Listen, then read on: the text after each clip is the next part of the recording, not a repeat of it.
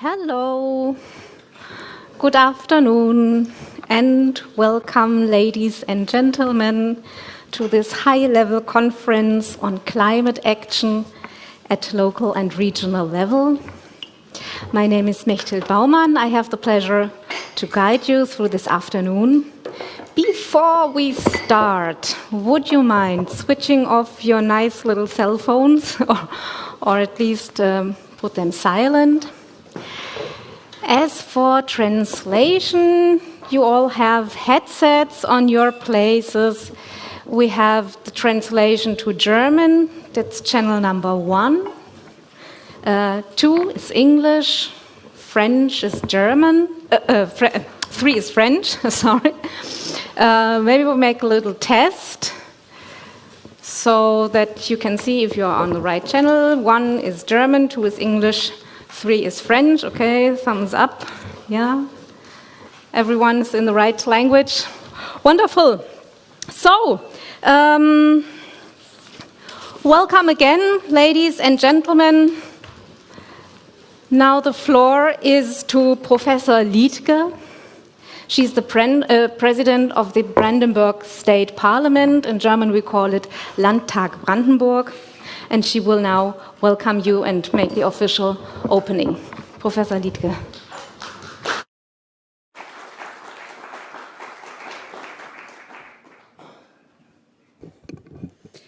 Schön, dass Sie da sind.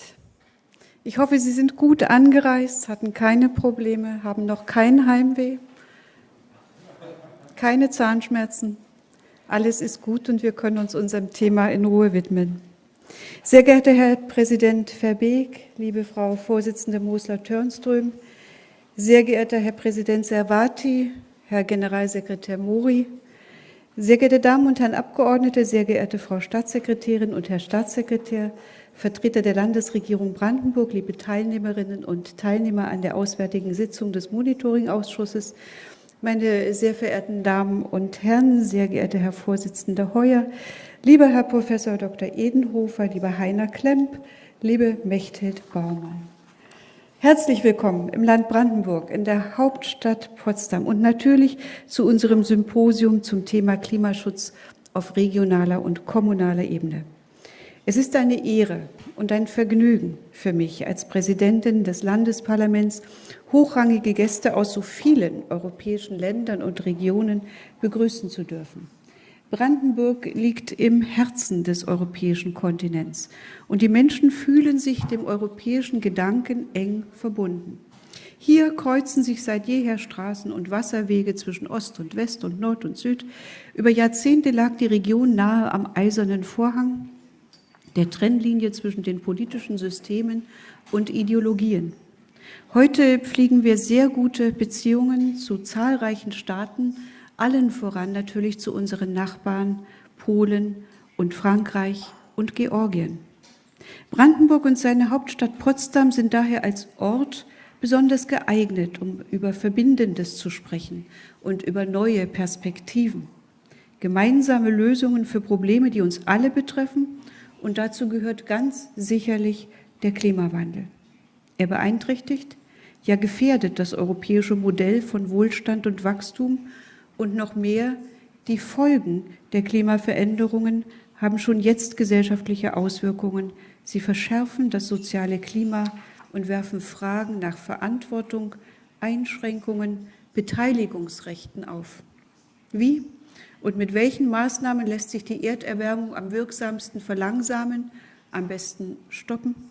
Was können die verschiedenen Parlamente von der europäischen Ebene über die nationalen Versammlungen bis hin zu den Regionen und Kommunen dazu beitragen? Wie lassen sich die Menschen in diesen Prozess mitnehmen und einbeziehen mit ihren Ideen und Initiativen, ihren Wünschen und Sorgen? Denn eines ist klar, wenn der Klimaschutz gelingen soll, müssen alle an einem Strang ziehen. Klimaschutz nur von oben durch Gesetze verordnet, gelingt ebenso wenig wie bloßes Vertrauen auf Einsicht und freiwillige Umstellungen im täglichen Verhalten. Wir brauchen beides. Auf der einen Seite grundlegende Veränderungen bei der Warenproduktion, Lieferwegen, bei Baumaßnahmen oder in der Landwirtschaft. Und auf der anderen Seite die vielen kleinen Beiträge, ein Umsteigen vom Auto aufs Fahrrad, ein neues Energiekonzept für kleine Dörfer und ganze Städte, die Bereitschaft von Siedlungen, ihre bisher zubetonierten Parkplätze zu entsiegeln, eine klimaschonende Ernährung ohne verordneten Veggie Day. Das sind nur einige wenige Beispiele. Es gibt viele mehr. Nur durch das Zusammenwirken aller werden wir Europa, unseren gesamten Planeten, bewohnbar erhalten. Wir haben nur diese eine Erde. Meine Damen und Herren, der Europarat und seine Gremien, darunter der Kongress und sein Monitoringausschuss, nehmen an diesen Debatten lebhaften Anteil. Der Präsident des Kongresses, Nechlin, wird das in seiner Eröffnungsrede im Anschluss näher ausführen. Ich freue mich darauf. Potsdam wiederum steht für das Bemühen, den Klimawandel zu erforschen, zu verstehen und daraus die richtigen Schlussfolgerungen zu ziehen. Nicht weit von hier, auf dem Telegrafenberg hoch über der Stadt, hat seit mehr als 30 Jahren das Potsdam-Institut für Klimafolgenforschung seinen Sitz, eine der renommiertesten wissenschaftlichen Einrichtungen weltweit zum Thema.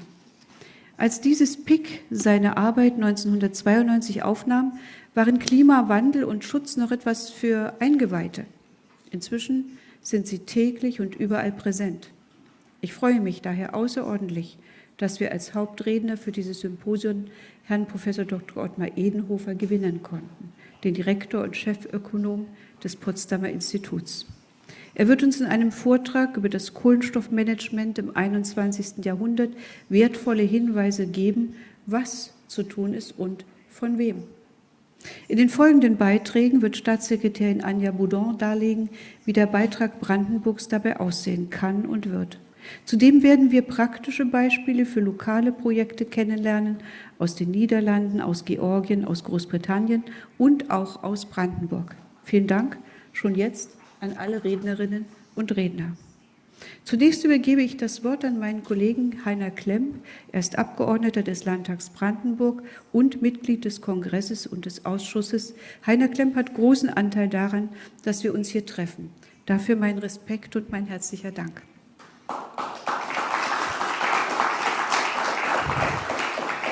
Ich wünsche uns ein für den Klimaschutz erfolgreiches Symposium, den Mitgliedern des Ausschusses eine gute Sitzung morgen im Plenarsaal des Landtages und über die 3 Tage einen Aufenthalt in Potsdam, an den Sie gerne denken werden.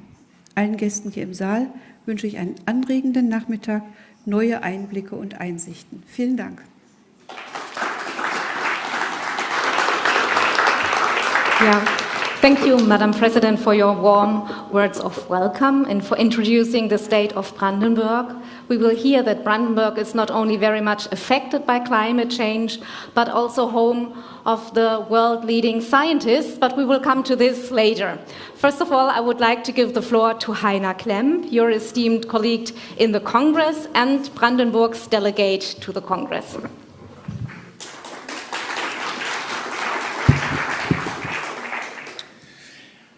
Dear Mr. President Verbeek, dear Ms. President Professor Dr. Liedtke, dear Secretary General Maury, dear Professor Dr. Edenhofer, dear members of the Congress, dear guests, a warm welcome to everybody also from my side. I'm very pleased that you have accepted our invitation to Potsdam, to our beautiful, historic, and at the same time modern and vibrant regional capital here in the federal state of Brandenburg in Germany. First, I'd like to thank the President of our State Parliament, Professor Dr. Ulrike Liedtke, for inviting us and supporting this event.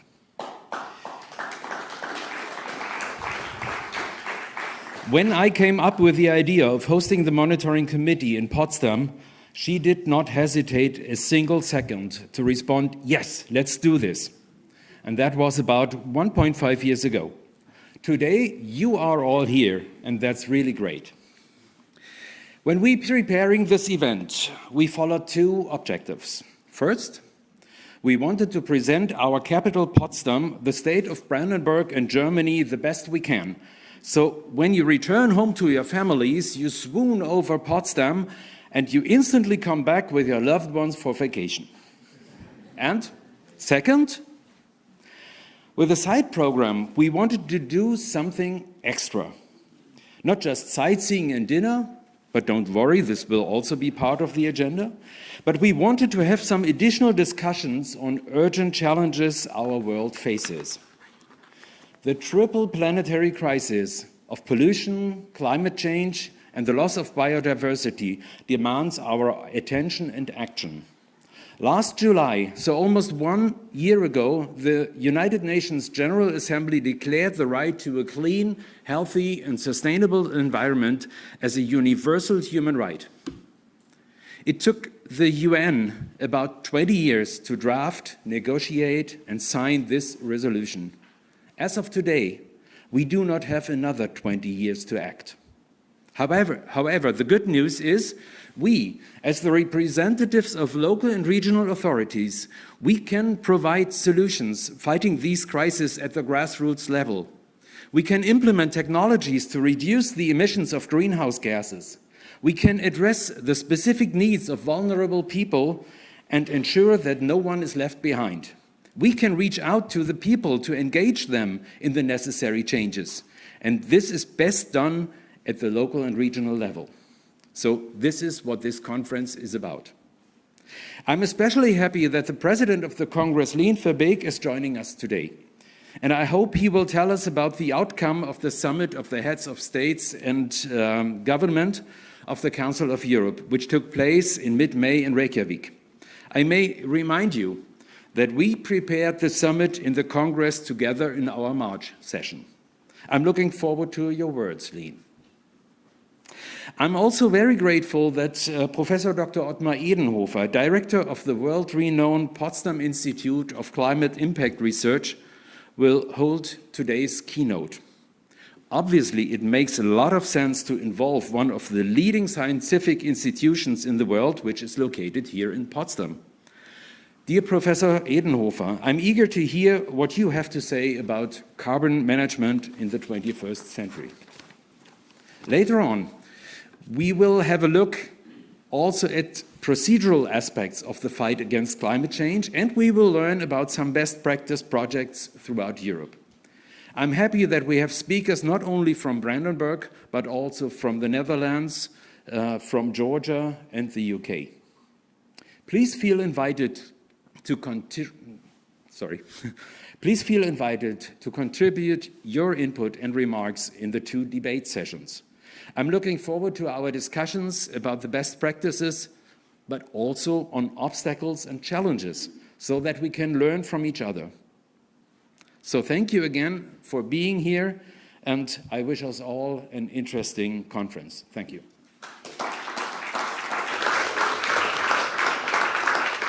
Yeah, thank you, Heiner Klemm, for these words of welcome, and it's obvious that we will have an inspiring afternoon ahead of us. Let's now hear from the President of the Congress what the Council of Europe can contribute to prevent the triple planetary crisis that we are facing at the moment. Last Verbeek, he just participated in the last meeting of the Council of Europe in Reykjavik, where the heads of state and government agreed on a new roadmap. Mr. President, we're now looking forward to hear what the Congress will do to mitigate and alleviate the effects of climate change. Thank you for being here with us today. It's a great pleasure to be here with you. Am I using the microphone right? It's understandable? Okay, thank you. I'll start my speech. Dear President of the Landtag Brandenburg, dear members of our Congress, of course, and dear participants and dear speakers, I would like to express the sincere gratitude of the Congress of the Brandenburg State Parliament for having convened us today to discuss about this important topic. Important for the current generations and above all for the future generations. I would also like to thank Heiner Klemm, where are you? You're here in front, and his team for the preparation of this event. The climate change is undoubtedly changing the way our societies behave. Each new season is a reminder showing that the climate is changing, and that if we don't modify our working methods, the future of all living species on our planet is compromised. Each massive fire reminds us that we need to protect our forests. Each severe drought reminds us how water is essential for our survival. Our ultimate priority should be to avoid letting a hostile planet to the next generations. It's our common duty. Over the past decade, the link between climate change and human rights has been explicitly underlined, notably in the Paris Agreement, adopted in 2015, at the Paris Climate Conference, COP21, and in addition to that, in 2021 and July 2022, the UN Human Rights Council and the UN General Assembly both recognized the right to a clean, healthy, and sustainable environment as a human right. Furthermore, the Sustainable Development Goal number 13, take urgent action to combat climate change and its impacts, is also decisive. In Europe, the Council of Europe is well known for being the international organization at the forefront of the protection of the environment through human rights law. The international legal standards it has developed, such as the European Convention on Human Rights, the European Social Charter, and the Berne Convention on the Conservation of European Wildlife and Natural Habitats, have successfully been relied upon to make progress on environmental issues. Last year, the Congress suggested to elaborate an additional protocol to the European Charter of Local Self-Government because it considers that there is no good local governance without special consideration given to protect the environment. On 16 and 17th of May 2023, for the fourth time since the creation of the Council of Europe in 1949, the heads of state and government of the Council of Europe met in Reykjavik. They all acknowledged the major impact of the triple planetary crisis of climate change, pollution and loss of biodiversity on the human rights, democracy and the rule of law. They emphasized the vital role of cities, regions and local communities in the protection of the environment. During this major event, considered it as a turning point for the organization, the European leaders initiated the so-called Reykjavik process to strengthen the work of the Council of Europe in the realm of the environment. The Congress intends to wait in this process. Based on the outcomes of the Reykjavik summit, the Congress will indeed take its share of responsibilities in this fight for the general interest and will do its utmost to counter the damageable effects of the climate change in our societies. Combating this change is a shared responsibility for all layers of the society and all levels of government. Ecology is not a political opinion anymore. It became a necessity for the sake of the planet, and it starts in the cities and the regions. The protection of the environment is not an ideology, it's a necessity. Municipalities and regions are key partners for national authorities in the global commitment to foster a safer and healthier planet. As local and regional representatives, we have a huge potential of action in all the decisions we are daily taking for the citizens and their participants. I know that the force of habits is quite strong and heavy, but in this context, there is a necessity to step outside of our comfort zones and to try new methods, new approaches. We need to think out of the box. And we are lucky to have this enormous pool of ideas, which is our biggest strength. In this regard, the third volume of Human Rights Handbook for Local and Regional Representatives on the Environment and Sustainable Development, adopted last year, is a great example. It shows successful environmental protection efforts and shows concretely what local and regional authorities are able to do. Indeed, local and regional authorities need to be proactive and they should lead the change. At the same time, the competences of the subnational authorities are rather limited, and this is why they should be empowered. We very much believe in this preventive approach, which could also reduce the backlog of the European Court of Human Rights on this matter, taking into consideration the increasing number of environmental cases. Nowadays, we can all agree that good local governance entails that the protection of the environment is systematically taken into consideration in our daily businesses. Tomorrow, at the Monitoring Committee, the Potsdam Declaration will be presented to you for adoption as a renewed commitment to protect this common heritage. Dear participants, each citizen and each community can bring its contribution to the protection of the environment. Let us unlock the potential of local and regional authorities for the present and future generations. Next week, I will speak at the United Nations in New York about this topic, and all the information we collect through you will be used, and thank you for that. I look forward listening to all the presentations, and I thank you for your attention.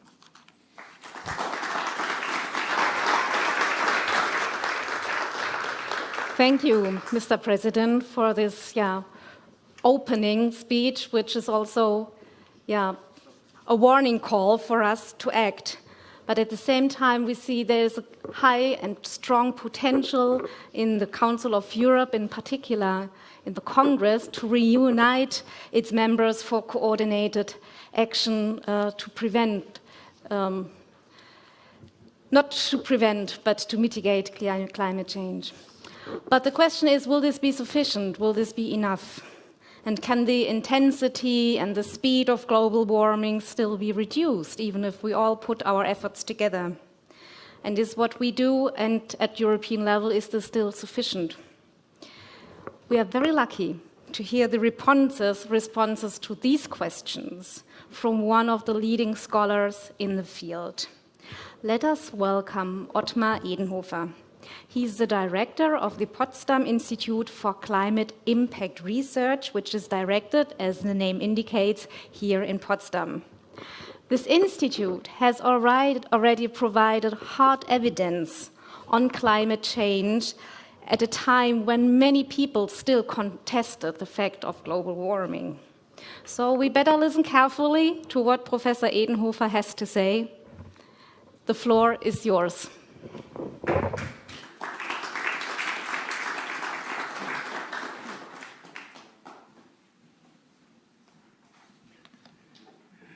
Sehr geehrte Frau Präsidentin, liebe Frau Liedtke, verehrte Teilnehmende, I've been told I should speak in English, in German, and my slides are in English, but let me highlight that it is an enormous privilege to speak to you and to explain you what's new and what's at the stake in European climate policy.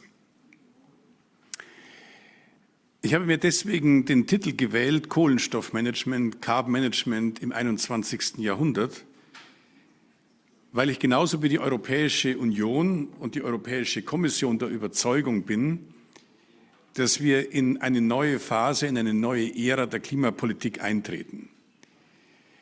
Und es ist mir eine besondere Ehre, dass ich das nicht nur tun darf als Direktor des Potsdam-Instituts, sondern auch in der Rolle als der Vorsitzende des European Scientific Advisory Boards on Climate Change, wo wir die Aufgabe haben, der Kommission ein Ziel für das Jahr 2040 vorzuschlagen, was wir vor 2 Wochen getan haben. Was ich in den nächsten 25 Minuten leisten will, ist, dass ich Sie ganz kurz einführe in eine Art Bestandsaufnahme über den Klimawandel. Dann möchte ich Ihnen ganz kurz skizzieren die Herausforderungen des European Green Deals und dann, welche Herausforderungen wir in der nächsten Dekade zu meistern und zu stemmen haben. Und ich möchte das nicht tun, um Ihnen eine unlösbare Aufgabe vor Augen zu stellen, sondern ich möchte das tun in dem Geist, dass die globalen Herausforderungen und die regionalen Anstrengungen sich treffen müssen. Und ich bin der festen Überzeugung, dass ohne die regionalen Anstrengungen, ohne die Bereitschaft der Regionen, ohne die Bereitschaft der Menschen vor Ort globaler Klimaschutz nicht gelingen kann. Aber damit er gelingen kann, müssen wir uns mit den enormen Herausforderungen beschäftigen. Sie haben Ihren Kongress unter das Leitmotiv der Menschenrechte gestellt. Und es wurde zu Recht darauf hingewiesen, dass das Paris-Abkommen einen Schutz der Menschenrechte beinhaltet, wenn es sagt, dass der Anstieg der globalen Mitteltemperatur auf unter 2 Grad begrenzt werden muss, mit der Anstrengung und dem Willen, es auf 1,5 Grad zu begrenzen. Das ist eine gewaltige Aufgabe. Warum hat sich das Paris-Abkommen und warum haben sich diejenigen, die sich dem Schutz der intergenerationellen Menschenrechte verpflichtet fühlen, genau dieses Ziel von 2 bzw. 1,5 Grad verpflichtet? Sie haben sich verpflichtet, weil sie die Extremwetterereignisse begrenzen wollen und weil sie vor allem eines erreichen wollten, dass die sogenannten Kippelemente, die Tipping Points im Erdsystem eben nicht aktiviert werden, wie etwa der Zusammenbruch des Grönland-Eisschildes, des westantarktischen Eisschildes, das Auftauen des Permafrosts, der Verlust des Amazonas, sondern dass gerade verhindert wird, dass diese Tipping Points in den nächsten Dekaden aktiviert werden. Wenn wir das aber ernst meinen, dann hat das eine ganz gewaltige Implikation. Und diese Implikation möchte ich Ihnen mit diesem Bild vor Augen führen. Was Ihnen dieses Bild zeigt, ist, wenn wir den Anstieg der globalen Mitteltemperatur auf unter 2 Grad begrenzen wollen, dann müssen wir oder dürfen wir nur noch 600 Gigatonnen CO2 in die Atmosphäre entlassen.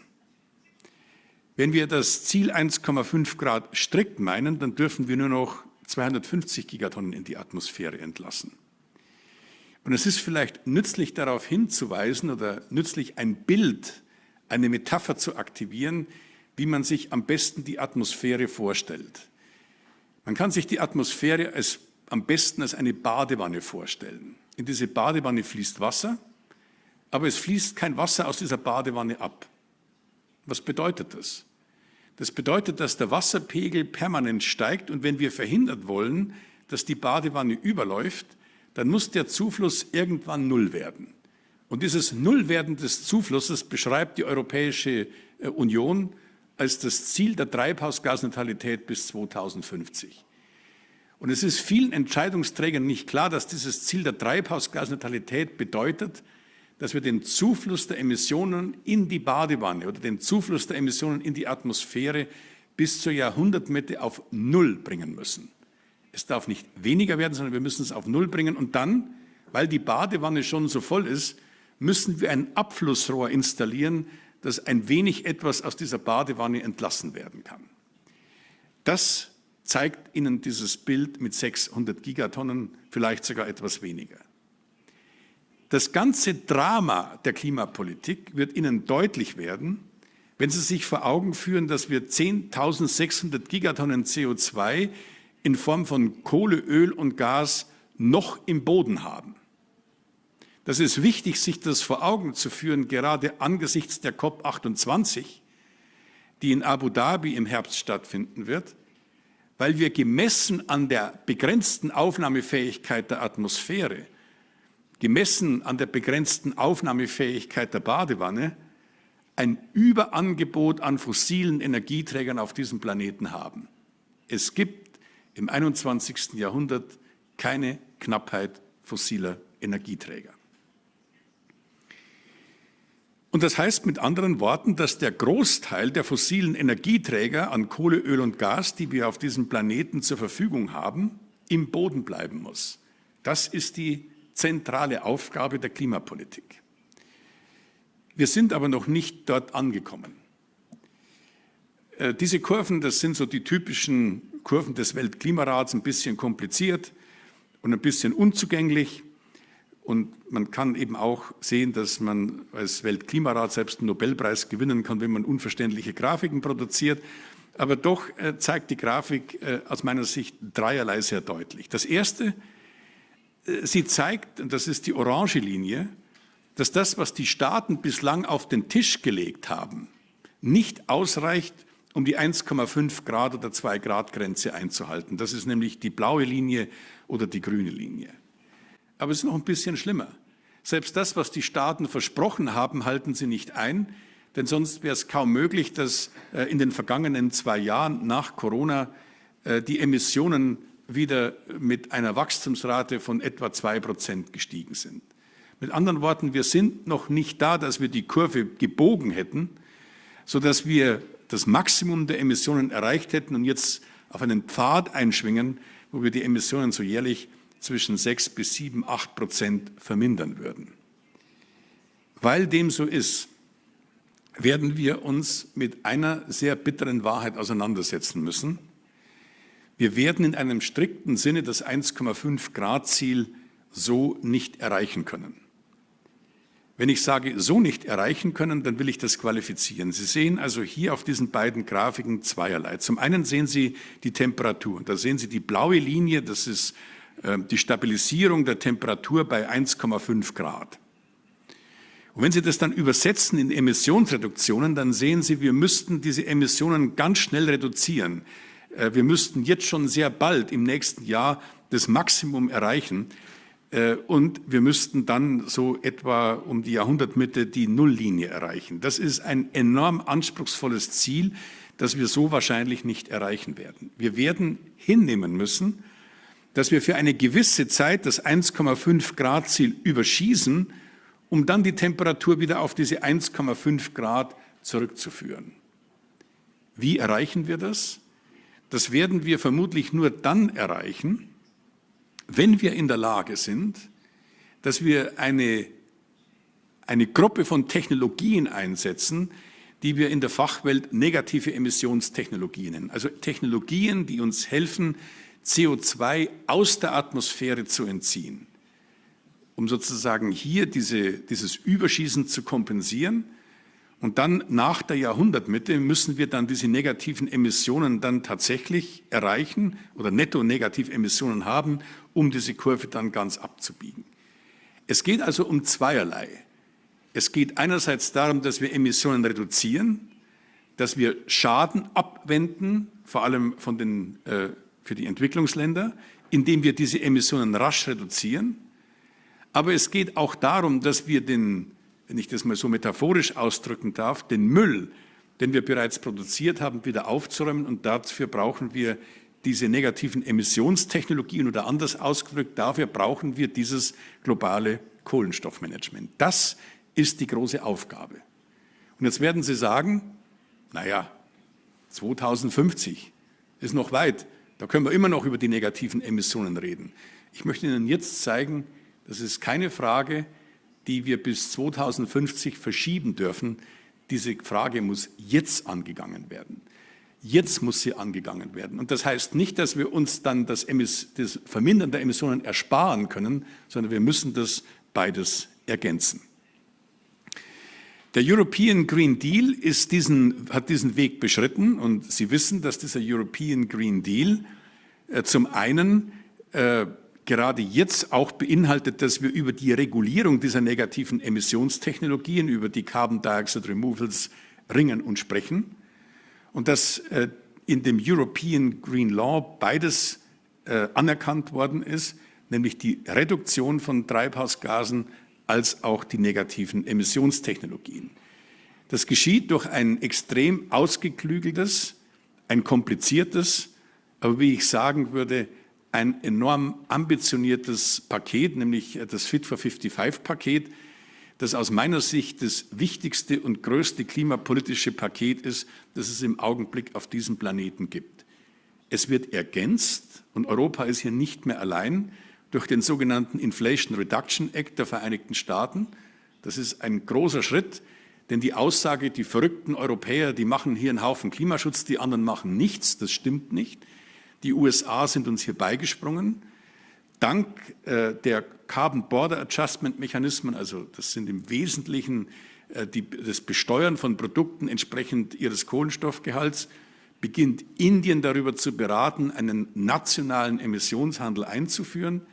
Also der europäische Green Deal hat durchaus dazu beigetragen, dass er ausstrahlt und dass wir jetzt in diesem Konzert der Großmächte geopolitisch nicht mehr alleine dastehen.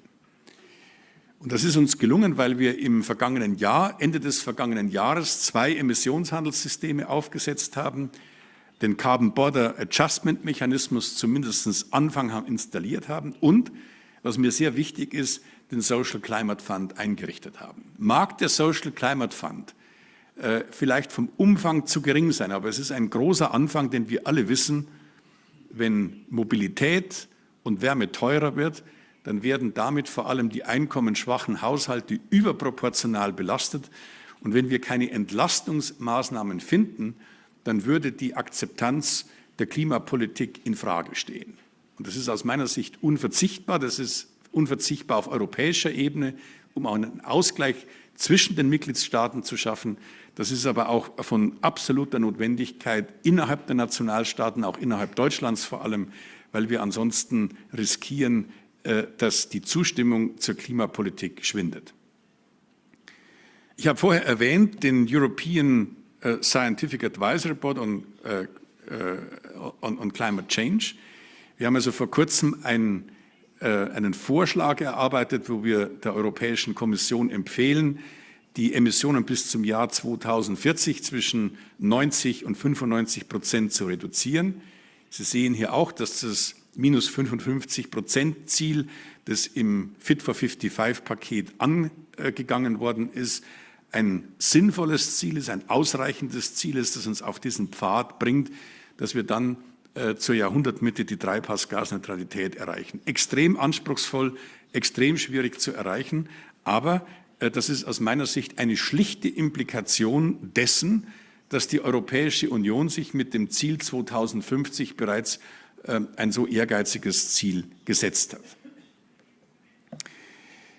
Ich gebe zu, dass diese Grafik, die ich Ihnen jetzt zeige, kompliziert ist.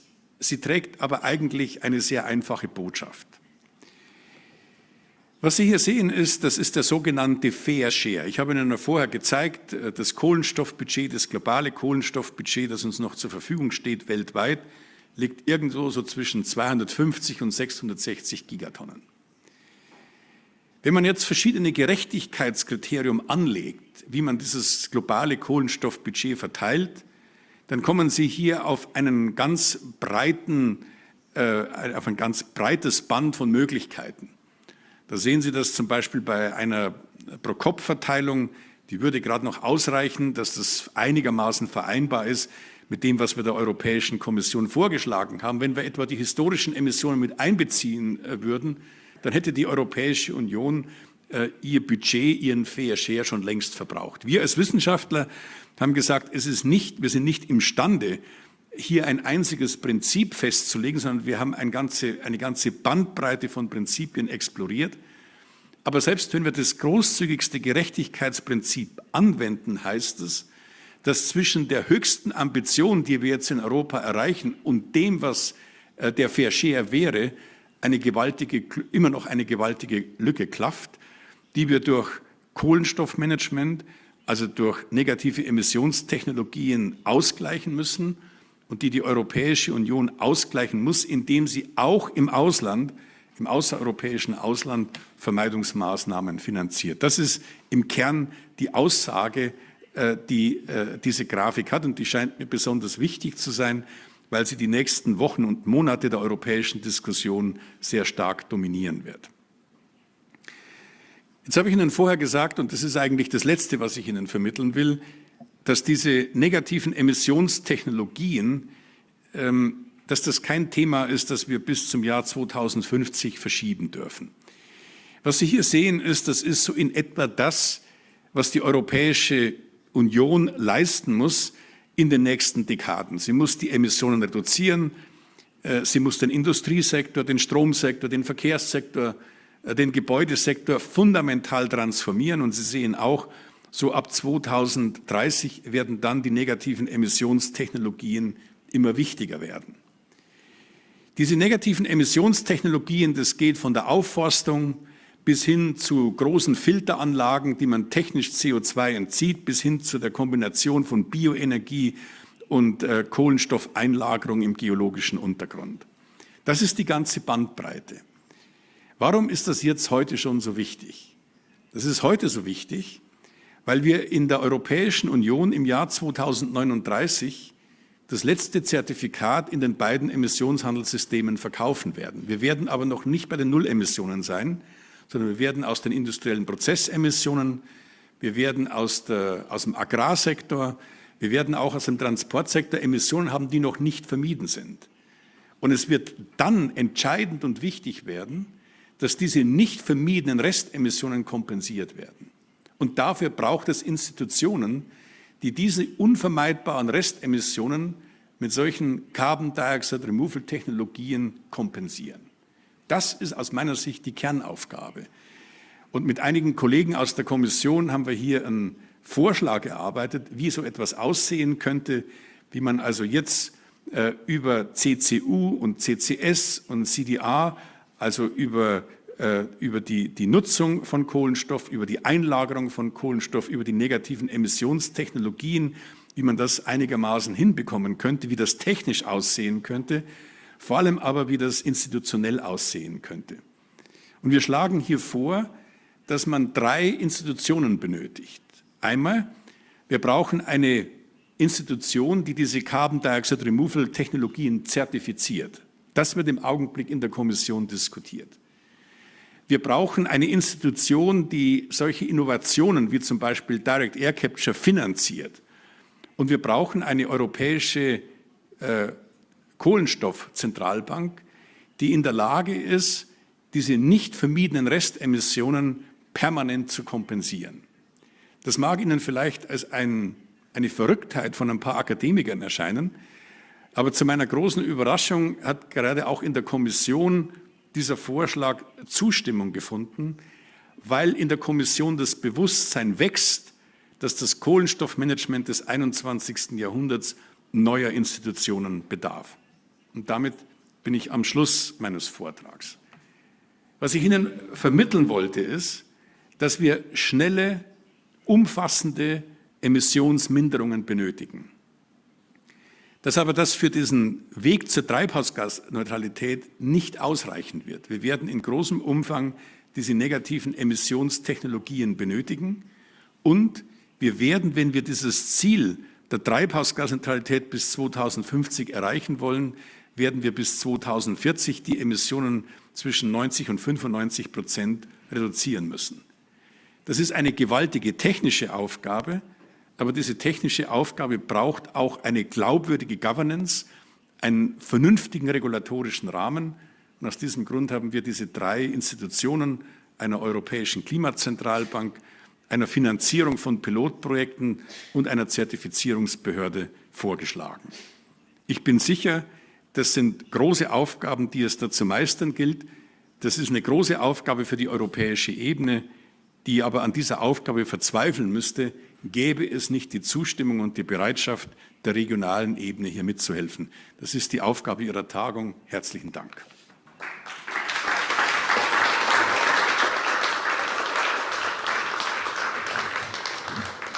Thank you very much, Professor Edenhofer, for this critical assessment. At the same time, you already proposed a roadmap how we can overcome the current problems and how we can move into a new era of carbon management. We just have to do it. That's what I understood. Thank you very much. I suppose you have many questions and comments on this. At the same time, I know many of you have just arrived from the airport.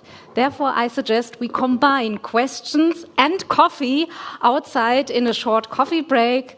We will have a short 15 minutes break. So if you could be here at 4:10 sharply, that would be great, because we have another very interesting presentations and best practice examples that we want to hear afterwards. So we will have a short coffee break where you can discuss with Professor Edenhofer. And 4:10, please be here back in 15 minutes. Thank you very much.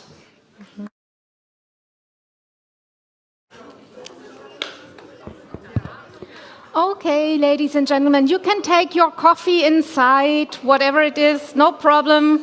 We will have a smooth start here, and you can finish your cake and tea here inside while hearing our next input. Thank you so much for being on time. We know it's a tight schedule and you have just arrived. Thank you very much for being here back again. Okay. Thank you very much. Yeah, ladies and gentlemen, the first part of our symposium was dedicated to the problem analysis, more or less. Now we want to look at successful solutions. What can we do? What has already been done? And in this next section, we will look at successful initiatives here in the state of Brandenburg. And I'm very pleased to announce to you the Secretary of State in Brandenburg for the Ministry of Agriculture, Environment and Climate Protection, Mrs. Anja Boudon. She will give us an overview of very successful initiatives of climate protection that are being run here in the state of Brandenburg. Madam State Secretary, you have the floor. Thank you so much. I just have to get along with the technique. Okay, thank you very much. Dear President of the Parliament of Brandenburg, Professor Liedtke, dear President of the Kongress, Verbeek, dear Chair of the Monitoring Committee, Mosler-Törnström, dear President of the Parliament of the German-speaking Community, East Belgium, Servati, dear Secretary General of the Congress, Mori, dear Secretary General dear members of the Parliament and representatives of government of the state of Brandenburg, dear members of the Monitoring Committee, dear ladies and gentlemen. Well, on m'a dit que ce serait mieux de parler en anglais, donc je vais m'adapter à cette demande, même si je viens d'apprendre qu'il y a aussi des traductrices du français en allemand ou en anglais ou vice-versa. C'est tout à fait d'accord pour moi, puisque tout le monde, aujourd'hui, dans le monde entier, parle anglais. Mais ça me tient à cœur d'adresser quand même quelques paroles à vous en français, une langue qui m'est beaucoup plus habituelle que l'anglais. Donc vous allez voir, là je parle librement, tout de suite je vais coller au texte. Mais bon, pour la chose, c'est peut-être très bien. Ce que je voudrais vous dire d'abord, c'est que je suis très contente d'être invitée aujourd'hui. Je suis très contente et touchée d'être ici parmi vous, de vous voir ici à Potsdam, qui est d'ailleurs une magnifique ville très verte ici à Brandenburg, et j'espère que vous allez pouvoir découvrir un tout petit peu la ville et ses environnements, même si je sais que c'est jamais facile quand on a des congrès comme celle-ci. Je suis tellement contente parce que la protection du climat et l'adaptation au changement climatique est peut-être le topic que nous avons actuellement, qui est une question extrêmement importante pour l'humanité entière, et que c'est au niveau régional et communal que les choses doivent se passer.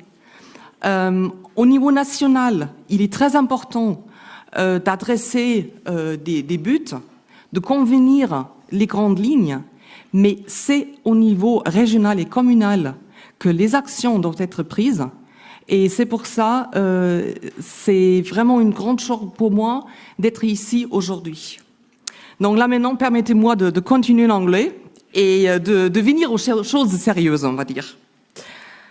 Well, all over the world, the consequences of the climate crisis threaten life, access to food, health, water, housing, and also education, and thus the implementation of human rights.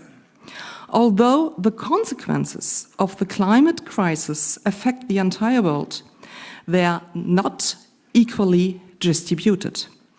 For example, extreme droughts or high temperatures are occurring more frequently in some regions, while hurricanes, typhoons, and cyclones are intensifying in others.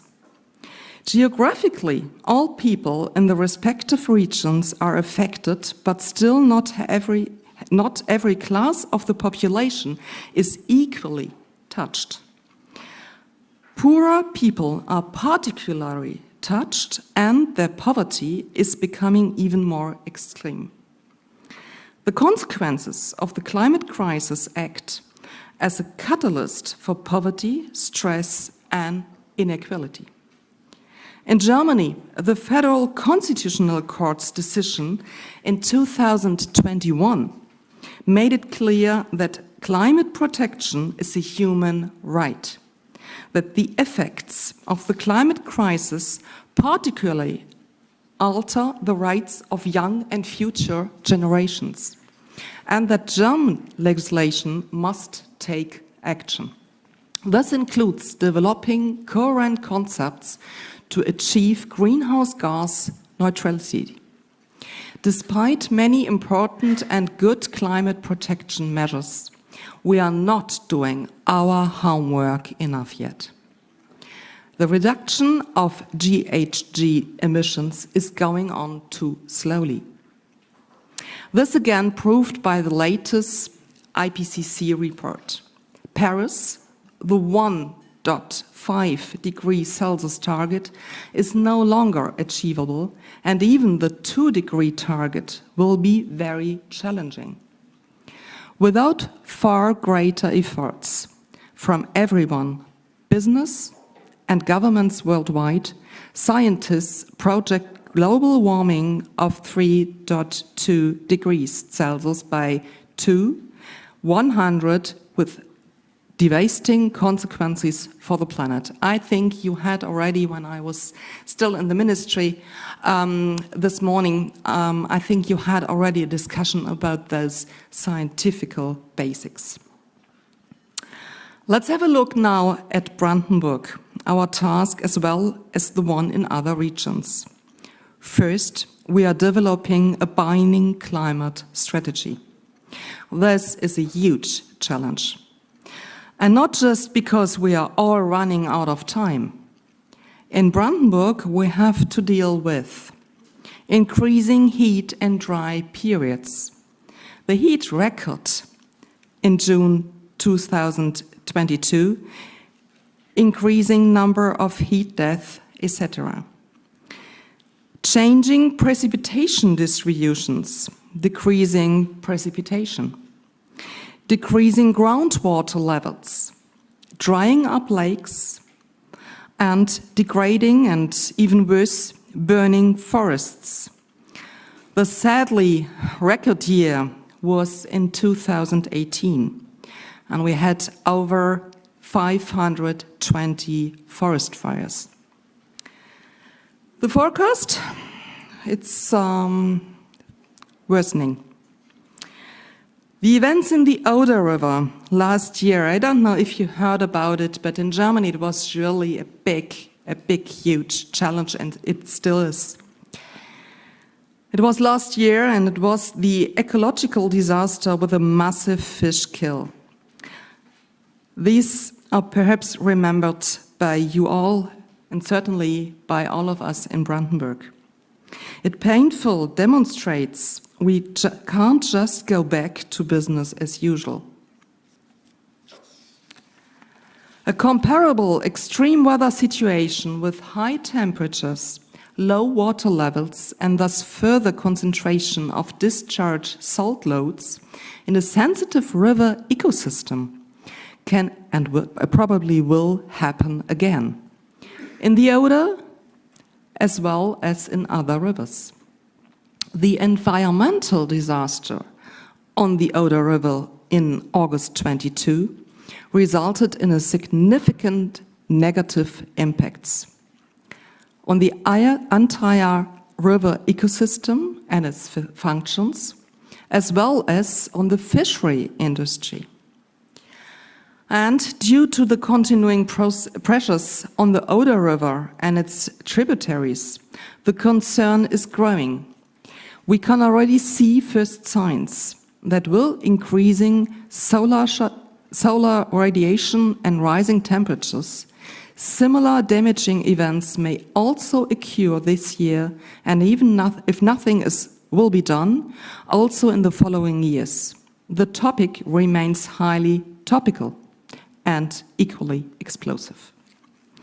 We can only handle those problems due to climate crisis if everybody gets involved in finding and implementing solutions. Everyone includes all levels of government. This means the federal, the state or Länder, as we say here in Germany, and municipal level, and if possible, also all citizens. The municipality, I really have problems in pronouncing French words in English, so municipalities have an important key role to play here, because many concrete climate protection measures will have to be addressed at the municipal level. Second, we are focusing on the two pillars, climate adaptation and climate protection. So the reaction on the changes we see. We do that in the Brandenburg climate policy in the current legislative period. With our climate adaptation strategy, we are preparing systematically and across all ministries of the Brandenburg government for the unavoidable consequences of the climate crisis. It comprises 12 fields of action. For example, in the field of water. It's very important in Brandenburg because we are rich in waters, but with little water. Landscape, water balance, and water resources management modules are as well very important. We want and we will implement the Brandenburg low water concept. Our goal, establishment of the basis for a systematic and structured water management for a sustainable low water management. For example, for the precaution before low water as well as for management in low water situations. The development in the 16 river basins of Brandenburg is controlled by an external office together with the regionally responsible persons for water management. Which is very important for us that it's made on regional level. We as a ministry in the land of Brandenburg can fix the frame, but we need those who are on the ground on a smaller level to implement and to do something. And that's as well very important because we need the participation of municipalities, farmers, fishery, forestry, nature conservation, other affected regional actors and the public. A George-specific low water warning system for Brandenburg was made available last year in the form of the low water traffic light. We have already completed this strategy as a ministry, and it will be discussed tomorrow in the cabinet, so by the government. I'm sure that it will take a good end and that we can start an action with all modules we are describing. We are working at full speed on the second pillar of our climate strategy, the climate plan, because, as I've shown, time is pressing. In Brandenburg, we have been going far on the way away from fossil fuels and toward renewable energies. The goal phase out is coming, and we must also succeed in phasing out oil and natural gas by 45 at the latest. We also need to make our forest more resilient. We must reduce emissions from drained lowland moors, a very important topic here in Brandenburg. You see, reducing GHG emissions to net zero by 45 is critical. This is what the state government agreed to in 2021, and it's hugely important. Although these GHG emissions in 22 were lower than in 19 or in 21, this decline was mainly due to the economic impact of the Russian aggression against Ukraine and the sanctions policy based on it, as well as the drastic increase in energy and production costs. The significant decline in coal-fired power generation in Brandenburg is also linked to this. The reduction in emissions is also largely due to the rise in energy prices in the building sector, which led to a reduction in energy use. The mild weather supported the saving. These reductions are therefore due to special effects rather than structural ones. So we can't be blind. We need action. It is significant to remember that climate protection is a joint task. The Brandenburg Climate Plan is therefore not the sole responsibility of our ministry, but a plan of the entire government. Our ministry has the task of coordinating the preparation of the climate plan. The other ministries have to participate. Together, we have to draw up a cross-departmental climate protection strategy with a solid program of measures in all relevant fields of action for climate protection. The coordination processes are running at full speed, but they are complex. Many colleagues in the various ministries and authorities have to talk to each other. In addition, for the reasons mentioned above, stakeholder dialogue and the involvement of the municipalities are and will remain immensely important. Let's have a look how we approach the creation of the climate plan in Brandenburg. It may be from some interest for you. The basis of our proposal is the climate plan expert report. This report, which has been available since the beginning of March 23, so this year, is the initial comprehensive technical basis for the path to climate neutrality in Brandenburg. The experts have conducted a status quo analysis, developed 2 climate neutrality scenarios for Brandenburg, and proposed more than 80 bundles of measures to achieve the goal. This expert report made one thing very clear.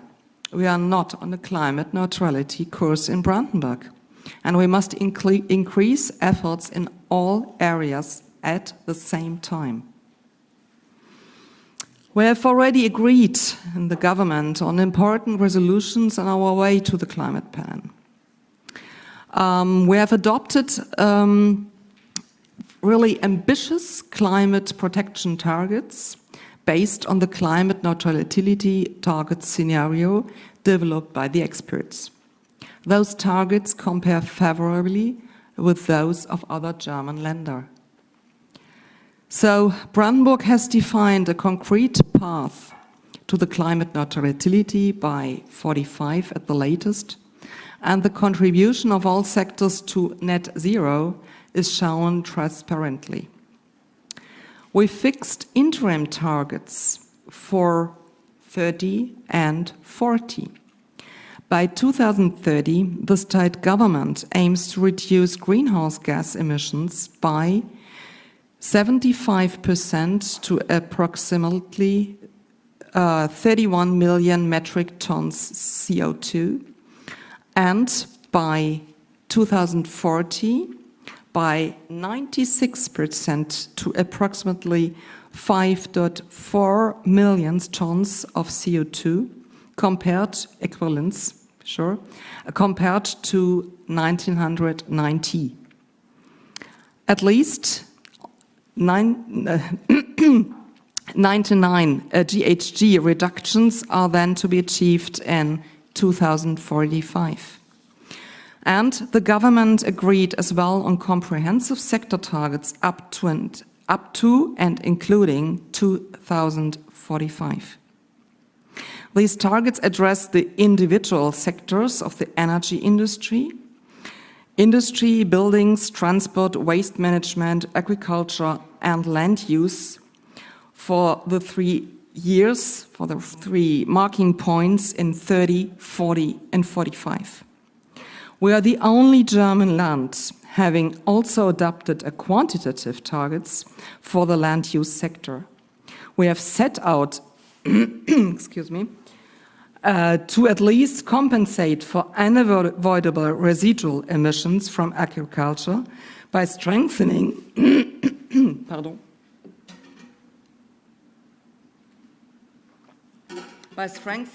natural sinks, so forest and moors. But I must say that in Brandenburg, the only sink we have are the forests and not the moors.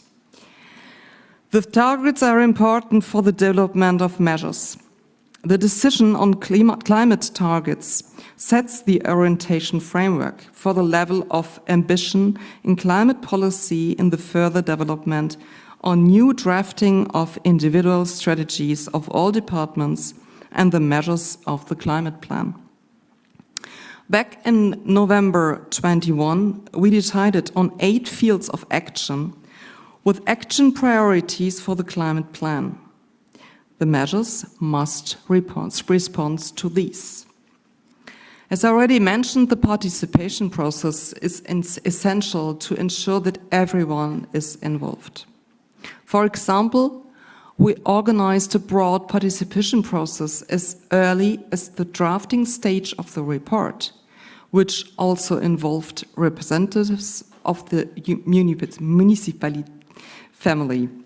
2 separate workshops for municipalities, 12 information events, 2 stakeholder workshops also with municipal representatives, 2 workshops for youth representatives, 1 online participation for the public.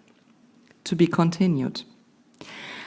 The task now is to initiate measures in all fields of action in order to ensure that the objectives will be achieved. What will be the content of the climate plan in Brandenburg? Well, as I described, we are working on it. So the government will hopefully decide this year about the content, but our proposal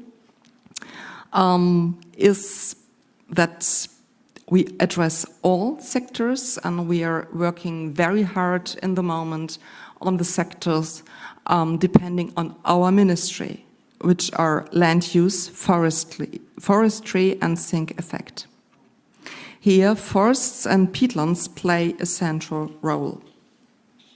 As I mentioned, forests are the only thing we have in Brandenburg. We therefore want to stabilize the sink capacity on the forest at the level of 2020. For example, at a total of about 4.5 million tons of CO2 equivalents. Measures relate to forest conservation, forest preservation, and forest increase.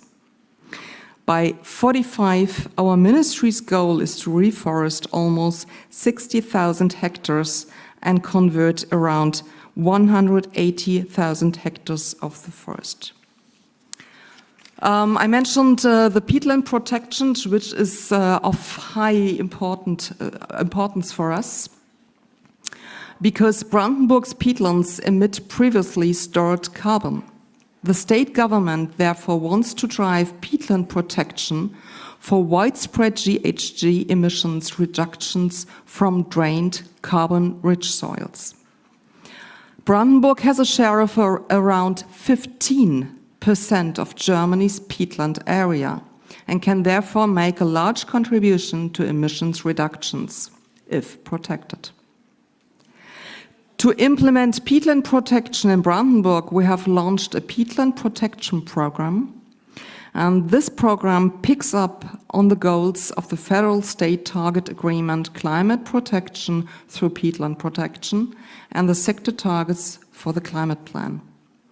In addition, we are implementing pilot projects in peatland protection to test peatland preservation, damming and management. This is very important because we have agriculture on those, not only, but a lot of agricultures working on those peatlands, and we have to decide with them, to act with them and not against them. So I thank you very much for your attention. I hope that I could offer you some interesting points, and I look forward for the further discussion. Thank you so much.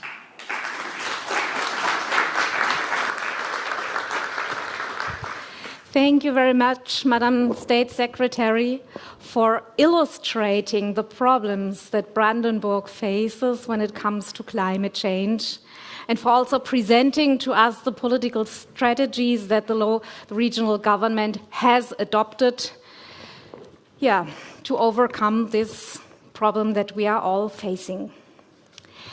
But now we want to look into more detail and look at very concrete examples, good practice examples, to see what is already going on here in Brandenburg, what is already working well. You probably are aware that converting wind into electricity, this is quite common. We see this, especially if you have arrived by train, you will have seen all our wind production all over the country. We will now zoom into a municipality in Brandenburg, which is not only known for its beautiful landscape, but also for its successful implementation of power to heat, because they are also able to use wind energy for other purposes, to store it. And what exactly they do, this will be explained to us by Matthias Schilling. He is mayor of the community of Nechlin, very small village, 23 households, but extremely successful, and they call themselves a village full of energy. Mr. Schilling, please.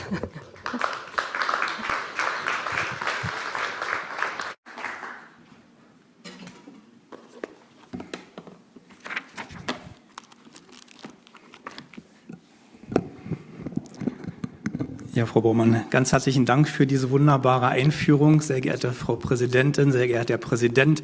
Da wir ja nicht so viel Zeit haben, erspare ich jetzt die anderen Begrüßungen, möchte mich aber ganz, ganz herzlich bedanken. Es ist eine ganz große Ehre, vor Ihnen sprechen zu dürfen als nördlichste Kommune Brandenburgs. Und ich würde Ihnen gerne in zwei Kapiteln ein wenig den Norden Brandenburgs näher bringen. Das erste Kapitel: Innovationen aus dem ländlichen Raum ermöglichen Wertschöpfung durch lokalen und regionalen Klimaschutz. Und das zweite Thema, die Gemeinde Uckerland: Was ist noch nötig, um die Wertschätzung, um Wertschöpfung zu erhöhen? Und Energiewende kann so einfach sein.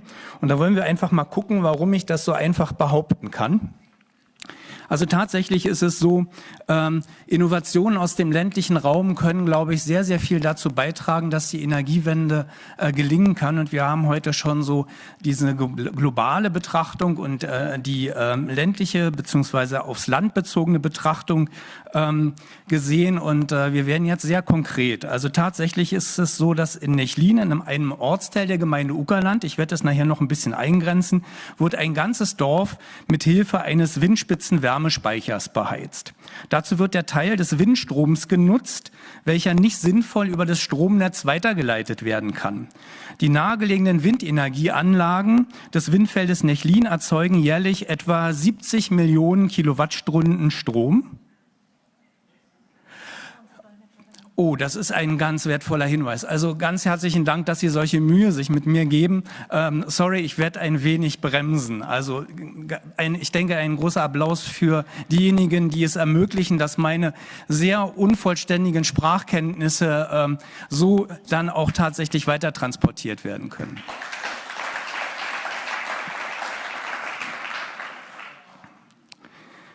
Und ich war bei den 70 Millionen Kilowattstunden Strom, die erzeugt werden.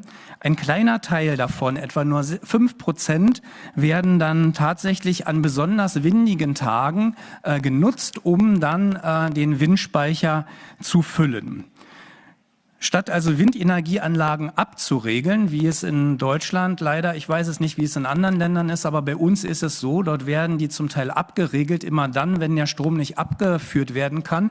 Also immer dann, stellen Sie sich einen sonnigen, warmen Sommertag vor, der dann auch noch windig ist, dann speisen die Solarzellen richtig viel Energie ein, die Windräder, die speisen viel ein.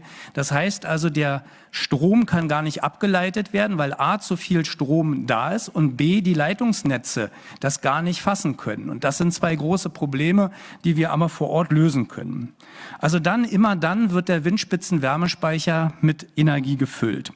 Und die Firma Enertrag, die bei uns im Norden Brandenburgs sehr aktiv ist, die dieses Projekt auch betreut, hat eben diesen Windspitzenspeicher gebaut. Und wie Sie sehen können, ist das tatsächlich auch durch die Medien gegangen. Also die Super-Illo ist in Deutschland ein eher populär, für alle Bevölkerungsgruppen ein Medium.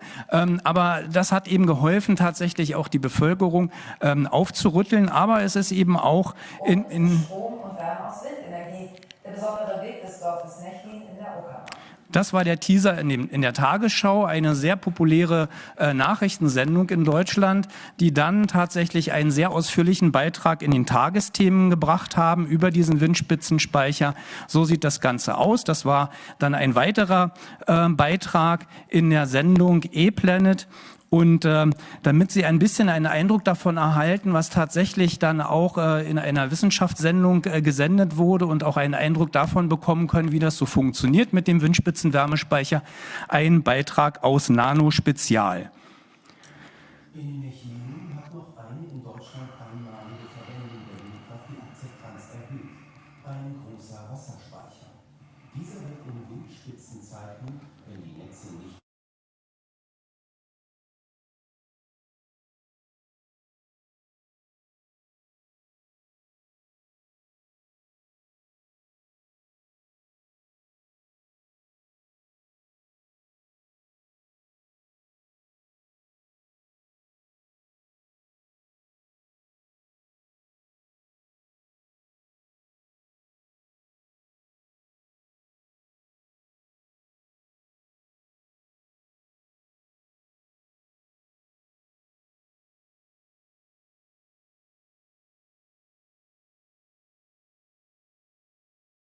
energieunabhängiger als bisher.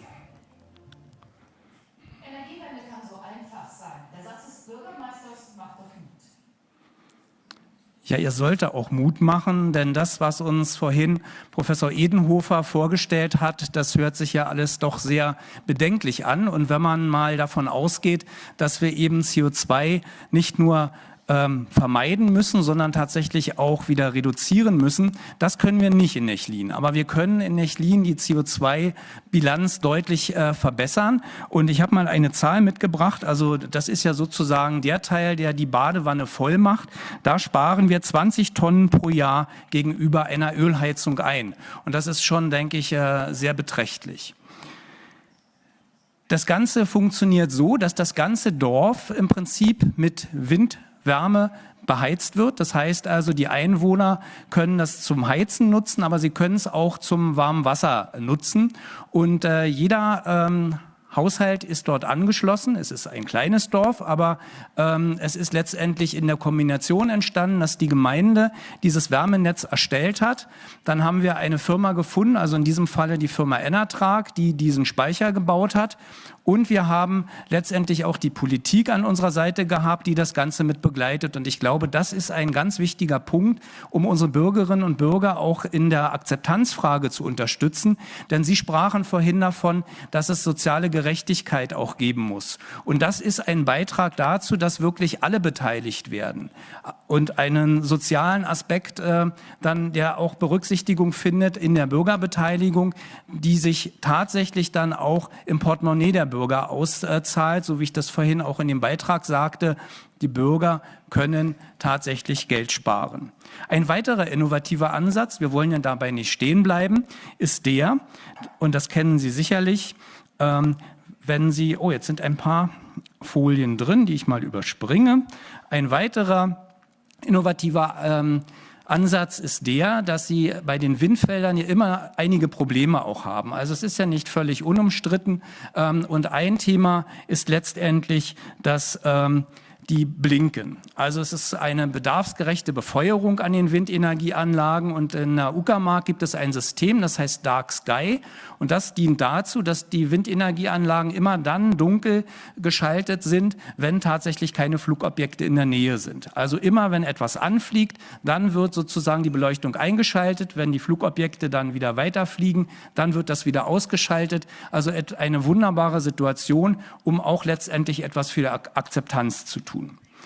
Ein anderer Punkt, der immer wieder diskutiert wird, ist die Gefährdung der Vogelarten durch Windanlagen. Und dazu gibt es bei uns ein Pilotprojekt, wo ein Vogelmonitoring stattfindet. Dieses Pilotprojekt funktioniert so, dass ein kameragestütztes System optisch mit einer KI unterstützt, die Flugbewegungen von großen Vogelarten dann erkennt. Und immer dann, wenn dieses System einen Vogel erkennt, dann wird das Windrad runtergeregelt, sodass die Drehbewegungen geringer sind. Und damit wird tatsächlich dann auch das Tötungsrisiko für Vogelarten dann auch verhindert.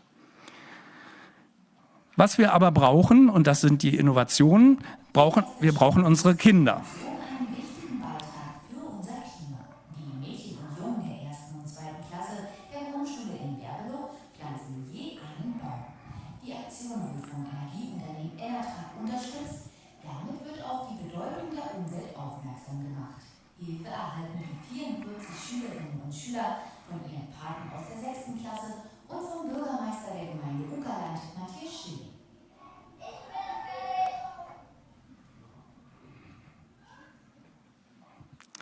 Also das ist uns auch ein großes Anliegen, dass wir unsere Kinder mitnehmen bei dem Klimaschutz. Denn der Effekt an dieser Sache ist ja so, dass wir CO2 speichern, und zwar auf die einfachste Art und Weise, so wie die Biologie halt funktioniert, in Pflanzen, also sozusagen auf einem ganz einfachen Wege. Und jedes Kind bekommt, wie gesagt, einen eigenen Baum. Das begleitet sie durch den Schulalltag. Dort kann dann letztendlich auch geerntet werden und es kann dann am Ende auch Marmelade draus gemacht werden. Und in der Hoffnung, dass dann auch die Kinder, wenn sie nach 30 Jahren vielleicht wieder mal in die Gemeinde kommen, ihren Baum wiederfinden, bekommt also jeder Baum auch einen Namen. Was wir aber tatsächlich auch brauchen, ist eine höhere Wertschätzung dieser Leistungen, die im ländlichen Raum passieren. Und das ist etwas, deshalb habe ich mal eine Hypothese aufgeschrieben. Der Einsatz der richtigen Instrumente und Gesetze kann dazu beitragen, dass die Erzeugung von regenerativer Energie im ländlichen Raum eine große Chance bietet, die Disparitäten zwischen Investitionsstau und fehlenden Mitteln in den Kommunen im ländlichen Raum auf der einen Seite und dem ungeheurer ökonomischen Wertschöpfung durch die Erzeugung von regenerativer Energie auf der anderen Seite aufzulösen. Weil es ist ja tatsächlich so, dass es ein Wirtschaftsfaktor, der sehr, sehr viel Geld auch bewegt. Aber bisher ist es noch nicht umfassend gelungen, das tatsächlich auch in den Kommunen dann ankommen zu lassen. Und da brauchen wir noch ein bisschen Hilfe. Wenngleich, und da komme ich gleich dazu, gerade Brandenburg, und da bin ich der Landesregierung auch sehr dankbar, einen guten Ansatz gewählt hat, tatsächlich auch die Kommunen mit ins Boot zu holen. Aber gucken wir uns doch einmal an, wo wir eigentlich uns befinden. Denn das habe ich bisher ja noch nicht dargestellt. Also wenn Sie auf die Karte schauen, dann sehen Sie einmal die Bundesrepublik, dann sehen Sie diesen grauen Flecken. Das ist dann tatsächlich Brandenburg, unser Bundesland. Dann sehen Sie rechts oben dann den Bereich, der dann das Bundesland auch kennzeichnet. Dort ist der graue Bereich, die Uckermark, und im Mittelpunkt, das ist unsere Gemeinde Uckerland. Das ist eine sehr kleine Gemeinde, die tatsächlich nur 2600 Einwohner hat. Wir haben eine Bevölkerungsdichte von 16 Einwohner pro Quadratkilometer nach UN-Definition unbewohntes Land, beziehungsweise im Volksmund auch Wolfserwartungsland genannt. Und wie sieht unsere Fläche nun aus? Wir haben eine Flächennutzung, unsere Staatssekretärin hat es vorhin ja dargestellt, dass wir in Brandenburg eine sehr hohe Quote an landwirtschaftlicher Nutzung auch haben. Und da ist es tatsächlich so, dass wir 87% landwirtschaftlich genutzte Fläche haben und nur sehr, sehr wenige andere Teile. Und Sie sehen also sehr, sehr wenig Siedlungsfläche. Dies führt dazu, und deshalb sind wir auch auf diese Gedanken gekommen, dass sehr viel Kraft für Windenergieanlagen bei uns vorhanden ist. Wir haben also in der Gemeinde ziemlich genau 9% der Gemeindefläche, die für Windanlagen genutzt werden können. Das hat dazu geführt, dass wir 106 Anlagen in der Anlage zu stehen haben mit einer Gesamtleistung von 211 Megawattstunden. Zusätzlich haben wir 3 Biogasanlagen, die Wärmenetze versorgen, und wir haben eben auch einige Photovoltaikanlagen, die eben auch Strom erzeugen. Unterm Strich ist es so, dass wir im Moment sehr stark angefragt werden mit Photovoltaikflächen auf Ackerflächen. Das ist eben ein weiteres Thema, was uns in Brandenburg beschäftigt. Schauen wir uns einmal an, wie der tatsächliche Strombedarf eines durchschnittlichen Haushaltes bei uns aussieht. Das sind rund 3.300 Kilowattstunden. Wenn wir uns einmal anschauen, wie viel Kilowattstunden pro Einwohner bei uns erzeugt werden, dann sind das 144.000. Das heißt also, pro Einwohner werden 141.000 Kilowattstunden mehr erzeugt, als in Uckerland verbraucht werden. Und das führt eben logischerweise dazu, dass wir uns Gedanken darüber gemacht haben, wie wir diesen Strom dann auch Power to Heat in Wärme umsetzen können. Das Kraftwerk Uckerland kann also unterm Strich 123.000 Haushalte versorgen mit Strom, ohne dass bei uns das Licht ausgeht. Uckerland ist Exportgemeinde, aber es geht eben auch darum, das bei uns zu speichern. Wenn man sich aber anschaut, und das ist mit der Lupe angedeutet, wie hoch die Strompreise sind, und das Dunkelrote, das ist der höchste Strompreis. In Uckerland zahlen unsere Einwohner den höchsten Strompreis. Woran liegt das? Das sind die Netzentgelte, also das Strommarktdesign führt dazu, dass der Strompreis bei uns sehr hoch ist. Denn überall dort, wo regenerative Energieanlagen gebaut werden, wird das Mittelspannungsnetz ausgebaut, und diese Gelder werden regional dann tatsächlich auch umgelegt. Ein Kommentar einer Bürgerin, das ist ziemlich unerträglich und auch letztendlich niemand zu vermitteln. Daran müssen wir arbeiten. Aber ich war ja dabei, das Land zu loben, und tatsächlich hat das Land ein Gesetz in Kraft gesetzt 2019, das Windenergieanlagenabgabengesetz, was dazu führt, dass für jede neu errichtete Anlage die Kommune 10.000 € jährlich dann auch bekommt. Und der Haken an der Sache ist nur, wir hatten schon ganz viele Windenergieanlagen. Deshalb wäre es wunderbar, wenn man das auch rückwirkend machen könnte, weil bei 106 Anlagen wäre das ein beträchtlicher Teil.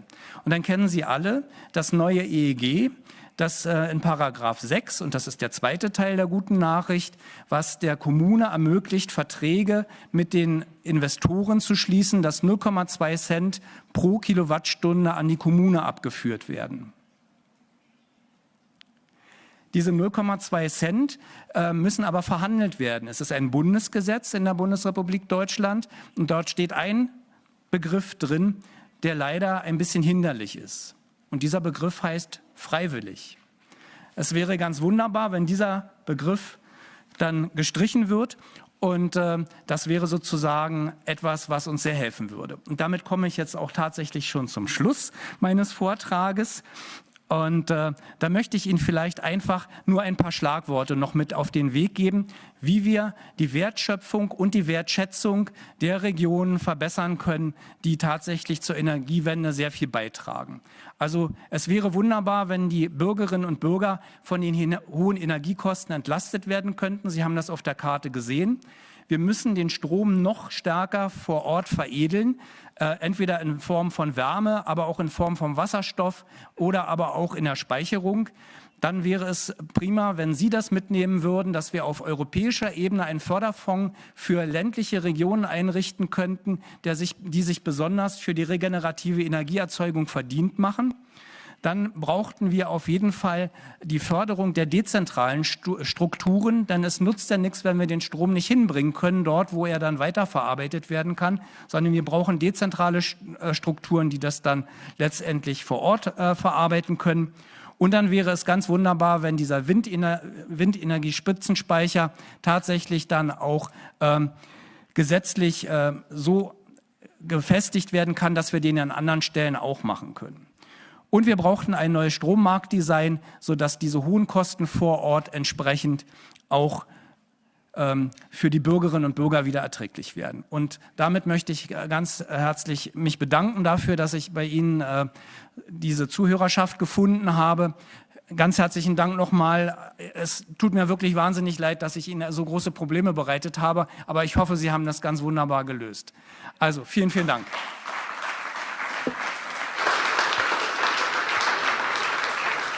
Thank you very much, Mr. Schilling. I'm pretty aware that I'm totally unfair. On the one hand, I'm asking you to speak slowly for our translators. On the other hand, we need to speed up because we have to keep the schedule.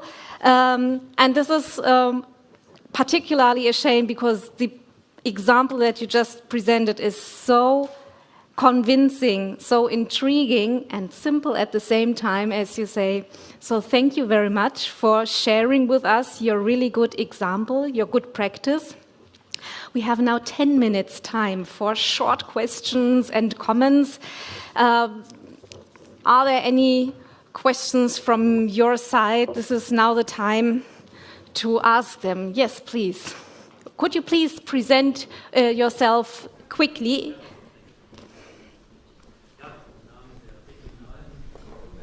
Micro.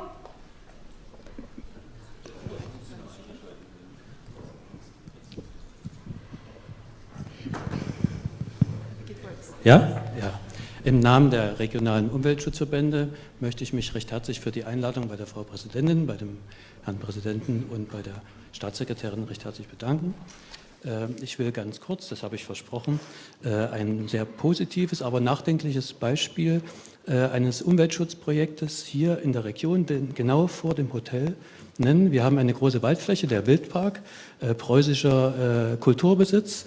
Der ist seit Jahren in der Disposition Umwelt oder Bebauung. Die Umweltschutzverbände versuchen, diesen Wald zu erhalten. Die Landesregierung und auch die kommunalen Vertreter versuchen das auch, sind natürlich finanziellen Zwängen ausgesetzt. In jahrzehntelangen Bemühungen ist es uns im letzten Jahr gelungen, das Klimaschutzprojekt Waldsiedlung Wildpark West auf die Beine zu stellen. Es ist für den Blauen Kompass vorgeschlagen worden. Das ist der höchste deutsche Umweltpreis, der es in Deutschland gibt. Und das Beispiel zeigt, dass wenn wirtschaftliche Interessen und Umweltschutzinteressen zusammengehen, dass da eine Lösung gefunden wird. Statt totalen Kahlschlag einer Waldfläche ist es gelungen, einen Kompromiss zu finden, der es gestattet, eine geringe Anzahl von Häusern in einer sowieso von Bäumen bestandenen Fläche, die geschädigt ist, umzusetzen, um die Interessen des Investors zu bedienen. Gleichzeitig aber 80% der Waldfläche zu erhalten, ein Umweltschutzzentrum zu errichten und die Fläche zu renaturieren und in das Landschaftsschutzgebiet wieder zurückzuführen. Das ist ein sehr schönes Beispiel. Die Herausforderung, die wir heute noch haben, besteht natürlich darin, dass solche Flächen hier, besonders in Potsdam, Berliner Raum, natürlich finanziellen Zwängen unterworfen sind. Wirtschaftliche Interessen sind so hoch, dass es also im Augenblick noch eine staatliche Zwangsmaßnahme gibt. Dieses Verfahren ist angehalten worden. Aber ich bin sehr optimistisch, dass wir im Gespräch mit den Kommunen der Gemeinde Schwielersee und den Vertretern im Landtag da eine gute Lösung finden und vielleicht in 1 oder 2 Jahren da wirklich ein gutes Ergebnis haben. Dankeschön. Yeah, thank you very much for presenting another successful example here from Brandenburg. Thank you very much. Are there questions, Heiner Klemm? Are there any further questions? Maybe also from our representatives from civil society that are among us? Yes, madam, please. Mit dem blauen Schal, bitte. Ja, mein Name ist Waltraud Plarre, ich komme aus Kloster Lenin und ich wollte eigentlich eine Frage stellen. Wer die nun am besten beantwortet von den Politikern, kann ich nicht entscheiden, vielleicht Herr Professor Edenhofer.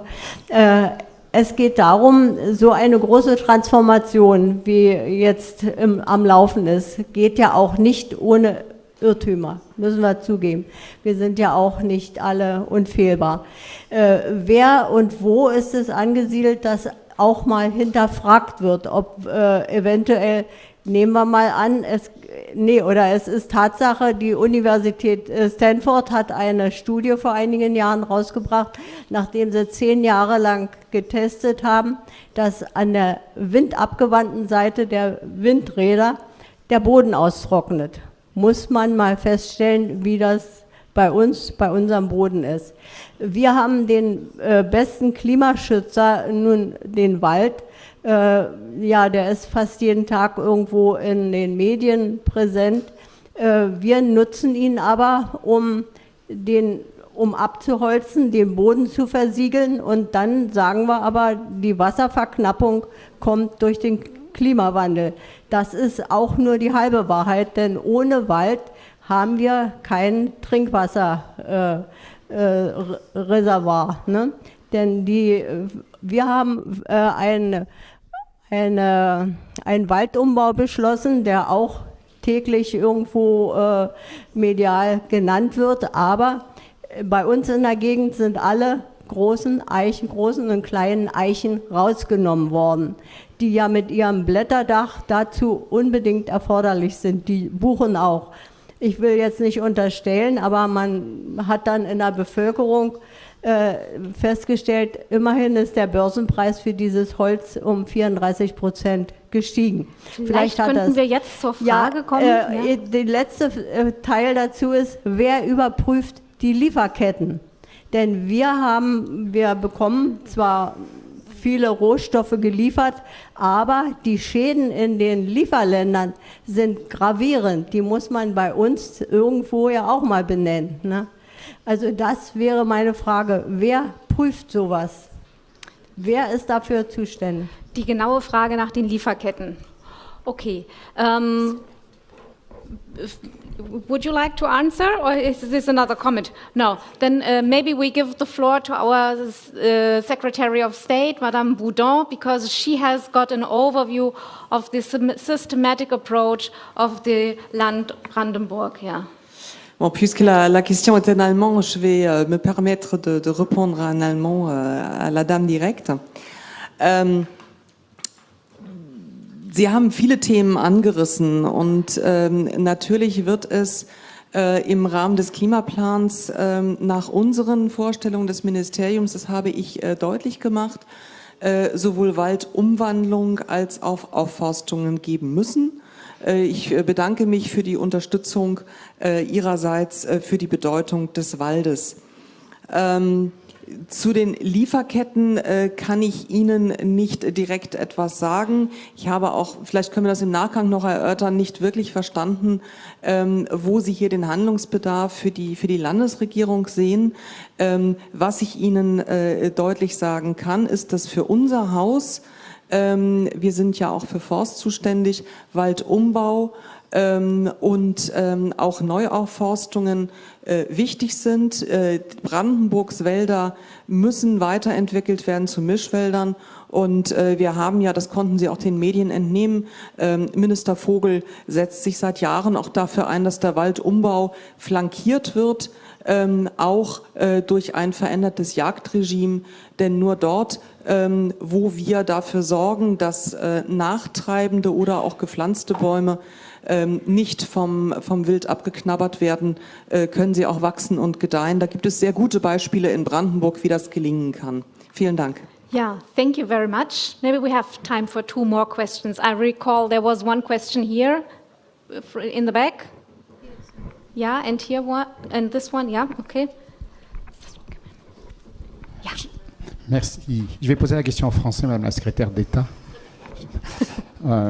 Oui, tout à l'heure, Matthias Schilling nous disait qu'il fallait valoriser les actions en espace rural et soutenir l'investissement. Moi, je serais intéressé de savoir quelles ont été les aides de l'État fédéral pour aider Matthias Schilling à réaliser ces projets, parce que c'est toujours très difficile, il faut rentrer dans des programmes, des investissements, alors que là, on a l'effet inverse. C'est le maire qui a une idée, et il veut la transformer. Donc, quel a été l'apport, justement, de l'État fédéral, puisqu'il a insisté là-dessus, et notamment a indiqué en conclusion qu'il fallait soutenir l'investissement dans les espaces ruraux. Merci. Madame Boudon, vous souhaitez répondre? Je crois que M. Schilling est mieux à même.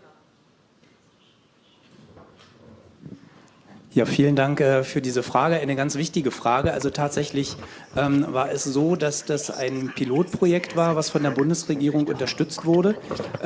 Das Programm hieß Syntec. Das war ein Programm, was über einige Jahre ermöglicht hat, diese Entwicklung voranzutreiben. Und das ist dann direkt nicht in die Kommune, sondern in das Unternehmen geflossen, also in dem Falle in die Unternehmung der Enertrag. Und dort wurde diese Entwicklung gefördert. Was allerdings nicht gefördert wurde, wurde die Möglichkeit, diesen Abregelstrom zu nutzen. Das ist etwas, was sozusagen dann vor Ort eine Schwierigkeit nach wie vor ist. Also das geht eigentlich nur dann, auch dieses Projekt zu realisieren, wenn Strom genutzt wird, der im Rahmen dieses Pilotprojektes dann als Abregelstrom ist, oder wenn der Börsenpreis für Strom bei Null liegt. Dann kann man so etwas natürlich auch machen. Wenn man die normalen Stromkosten nimmt, dann wird dieses Projekt nicht funktionieren. Yeah, thank you very much for this concise answer. We have another question here in the first row. Ja, guten Tag, Charles Servati, Präsident des Parlaments der deutschsprachigen Gemeinschaft in Belgien.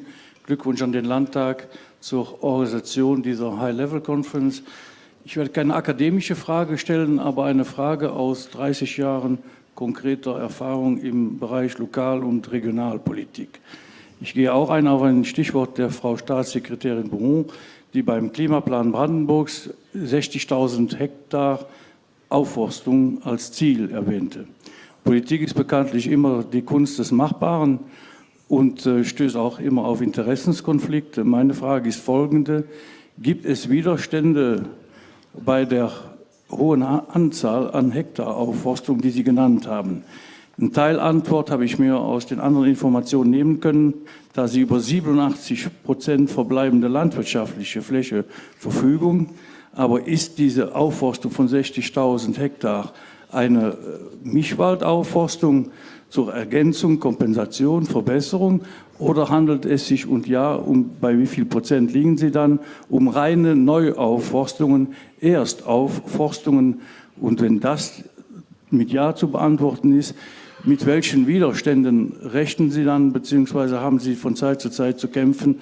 Weil ich könnte mir ja vorstellen, dass landwirtschaftliche Nutzer aus der klassischeren Landwirtschaft das nicht so gerne sehen, wenn in diesen Höhen und Breitengraden und in diesen Volumen aufgeforstet wird. Einen Hinweis dazu fände ich ganz nützlich. Dankeschön. Frau Boudon, Sie sind heute sehr gefragt. Das ist doch ein gutes Zeichen. Vielen Dank für die Frage, die sehr, sehr wichtig ist. Wir haben Vorschläge des Ministeriums, wir haben noch keinen Klimaplan. Das wird die Landesregierung, wie gesagt, hoffentlich dieses Jahr beschließen. Tatsache ist, dass wir natürlich in engem Austausch sind. Ich habe die Stakeholder-Dialoge erwähnt, auch mit den Landnutzern. Was die Aufforstung angeht, waren bisher auch die Zahlen in dem Gutachten. Das Gutachten hat Möglichkeiten genannt und die hinterfragen wir auch kritisch auf Realisierbarkeit, weil wir die Nutzerkonflikte sehen. Aber im Verlauf des Stakeholder-Prozesses hatten wir weniger Anmerkungen zu den Aufforstungen oder zur Waldumwandlung, sondern sehr stark zur Nutzung der Moore. Und mein Minister war gerade letzte Woche in der Uckermark und hat hier einen sehr intensiven und guten Dialog mit Landwirten geführt. Und unser Ziel ist deutlich geworden, dass wir die landwirtschaftliche Nutzung erhalten, aber auch die Wiedervernässung voranbringen wollen. Und ich denke, wir sind auf einem sehr guten Weg, das zu vereinbaren. Das muss auch sein, denn die Landwirtschaft wollen wir erhalten. Und es gibt Mittel und Wege, ohne dass das gesamte Land mit Paludikultur überzogen wird. Wenn man bei 30 Zentimeter unter Flur bleibt, gibt es gute Nutzungsmöglichkeiten. Und auf diesem Weg haben wir uns gemeinsam begeben. Aber Sie sehen, der Stakeholder-Dialog, den ich erwähnte in meiner Rede, ist extrem wichtig. Danke. Yeah, thank you, Madam Secretary of State. We have one last question from our co-host and delegate from Brandenburg to the Congress. Ja, vielen Dank. Ich mache das mal auf Deutsch, das ist dann einfacher. Es geht um Nechlin. Mich würde interessieren, wie ist denn die Entscheidung damals gefallen? Also es ist ja nicht normal, dass ein Dorf in einem ländlichen Gebiet jetzt sagt, wir machen irgendwie ein ganz neues Projekt, um unsere Wärmeversorgung unabhängig zu machen. Also das würde mich interessieren, wie es dazu gekommen ist. Dann nochmal so ein bisschen die technische Frage. Sie hatten berichtet von dem Problem der Netzentgelte. Gilt das auch für den Überschussstrom, den Sie verwenden in diesem Windkraftspitzenspeicher? Also zahlen Sie da Netzentgelte dafür? Und die dritte Frage nochmal, funktioniert das wirklich ganzjährig oder haben die Leute noch irgendwie eine andere Heizung zu Hause, wenn irgendwie der Speicher leer ist?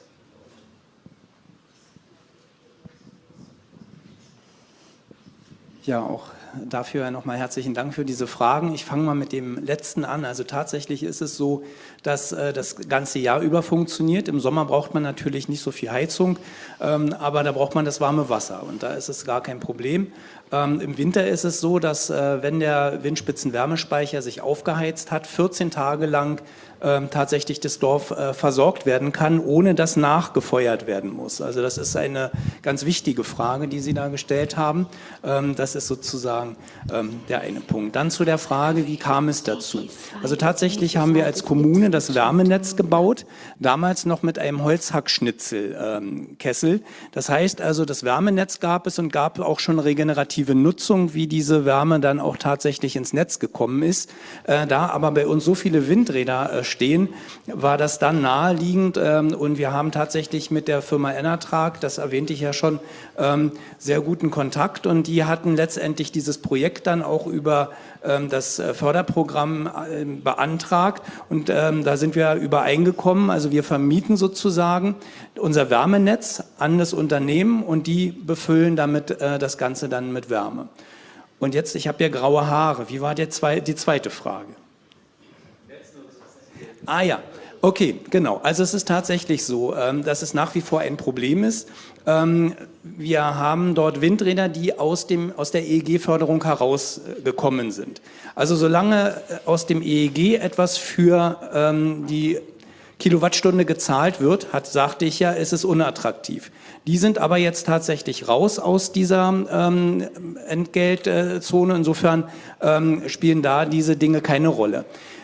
Vorher war es aber so, dass das Gesetz noch nicht ermöglicht hat, dass bei Abregelstrom diese Netzentgeltzahlungen nicht stattfinden. Das war nur in der Projektphase tatsächlich möglich. Also insofern, das Brett müssen wir noch bohren, dass dieser Abregelstrom tatsächlich dann auch von diesen Entgelten befreit wird. Yeah, thank you very much. Our Master of Ceremony just signaled to me that we have space and room for another very last question from a member of Congress. Would you briefly introduce yourself, please? Ja, schönen Dank für die Gelegenheit noch. Mein Name ist Günter Bergmann, ich bin Landtagsabgeordneter aus Nordrhein-Westfalen. Mein Wahlkreis ist direkt an der niederländischen Grenze. Und ich finde es sehr spannend, das hier zu hören, weil wir machen gerade beim Landesentwicklungsplan in Nordrhein-Westfalen einen ähnlichen Prozess durch. Aber wir sind ganz anders strukturiert. Deswegen sind viele Antworten, die hier gegeben werden, für uns nicht passend. Das Land Nordrhein-Westfalen hat 18 Millionen Einwohner. Das sind so viel wie in allen 9 Bundesländern zusammen.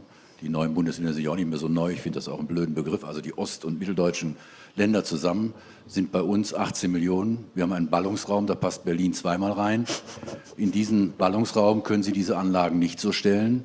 Wir haben riesige Kalamitätsflächen in den Wäldern, wo die Waldbauern froh sind, dass wir jetzt da für 25, 30 Jahre was bauen können, die Naturschutzverbände aber amok laufen in großen Teilen, dass wir in ländlichen Regionen eine Ballung an Anlagen haben, in großen städtischen, in Köln, in Düsseldorf, im ganzen Ruhrgebiet das nicht machen können, zeigt, wie breit dieses Thema ist, wie ungleich die Antworten sein müssen auf die gleichen Fragen. Das macht die Sache so kompliziert und für die Leute so unglaublich schwierig zu verstehen. Und wir erleben das bei jeder Anlage, dass die Diskussionen bis ins letzte Detail dann wieder kommen. All die Punkte, die hier gerade genannt wurden. Wir haben auch so ein Wunderdorf in Nordrhein-Westfalen, das sich auch autark und die Nachbarn alle mitversorgt. Das wird auch immer wieder rausgezogen und wird gesagt, guck mal, so könnt ihr es machen. Und dann sagt die Nachbarstadt, aber bei uns können wir das aus dem und dem und dem Grund gar nicht machen. Wir sind stolz, wenn Sie von 9% Ihrer Fläche sprechen. Das finde ich sehr beeindruckend. Wir sind stolz, dass wir irgendwie vielleicht 2% der Landesfläche hinbekommen, wo solche Anlagen gebaut werden können. Agri-PV, Sie haben riesige Flächen, Landwirtschaft hier. Das ist bei uns in einer anderen Form vorhanden, nämlich nur in dem Speckgürtelbereich ums Ruhrgebiet herum. Das heißt, auch da gibt es ganz viele Nutzerproblematiken, die wir haben. Und ich bin sehr, sehr dankbar, dass ich das heute mal so erleben durfte, wie das in einem Land, was deutlich weniger Einwohner hat, aber nicht viel kleiner ist als Nordrhein-Westfalen, unterstelle ich jetzt mal so von der Fläche her, wie das anders angegangen werden kann.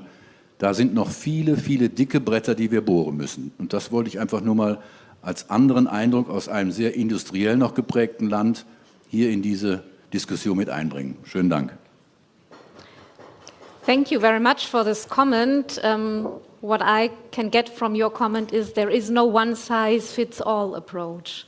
And therefore it's good that we have representatives from so many different municipalities and regions here on board in Potsdam.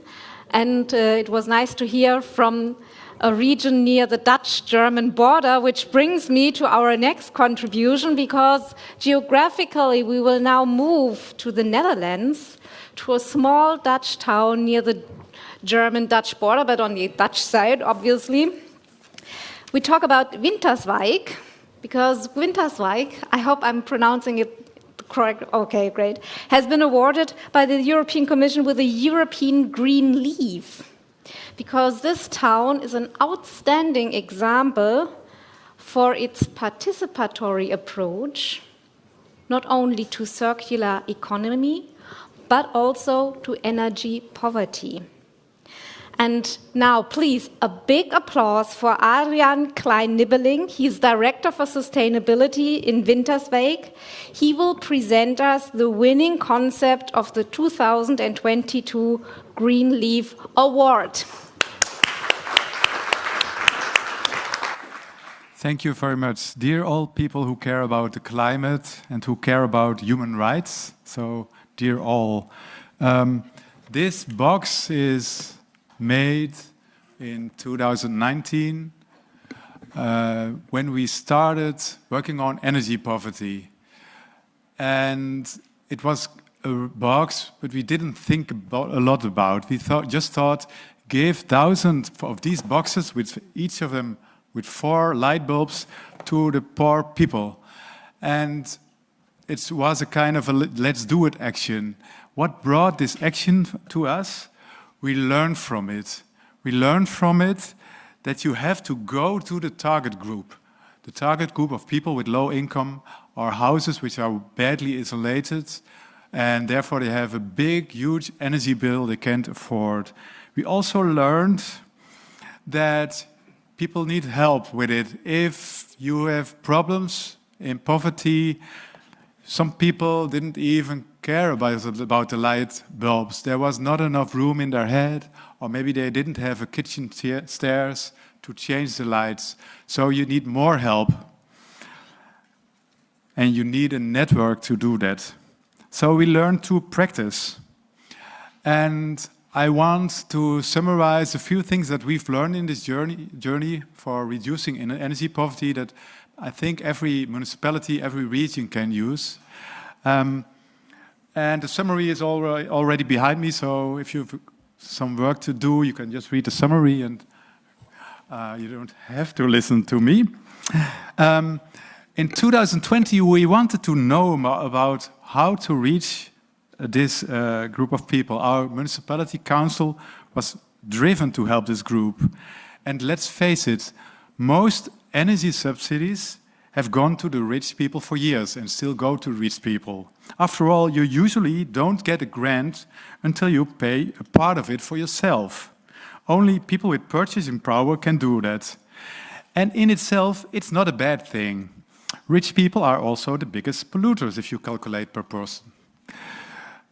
Energy-poor households in the Netherlands, depending on the definition of energy poverty, spend on average about 13 to 20% of their income on energy, compared to 5% on average for all households. This was 2022. I think now it's worse, and even in the winter it got worse. Energy poverty is a problem and an important issue for anybody.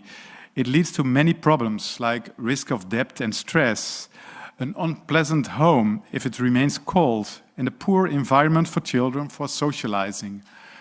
I've grown up in a house where there was no central heating, but when I did my homework, there was an electricity heater in my room. Otherwise, it would not be easy to study. People with energy poverty don't have that possibility. You don't have money to make your home more sustainable, and that means you cannot reduce your carbon dioxide footprint. You cannot avoid future costs. And it can cause health problems. If you leave those problems to people, you're penny wise and pound foolish. As a municipality, we see energy poverty as a threat to livelihood, and massive energy poverty is even a threat to social stability. So working on it is important. And it also touches the SDG, the Sustainable Development Goal 1, no poverty, and the SDG 7, affordable and sustainable energy. We did research, we have commissioned the research into the best approach. We wanted to learn a lot. And the things that we learned is you have to provide an offer with sufficient impact that resonates with the target population.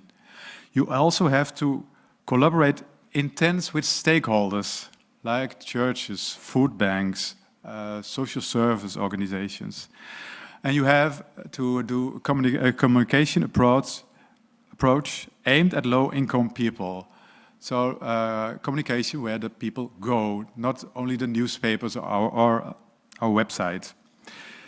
And you need a professional project organization. And I'm very happy because this year I gave a job to a young woman who gets about 1.5 million to solve the problem as a professional, together with our team. And she is very young, and I don't know exactly her age, but she combines the optimism of the millennials and the pragmatism of the Generation Z. And that's what you need, I think. We also needed volunteers. In 2022, we started training a group of volunteers to become energy-saving buddies. They go to a household, look at the energy cost, look at the meters, look at the situation, and try to advise, how do you ventilate, How do you set your thermostat, etc.?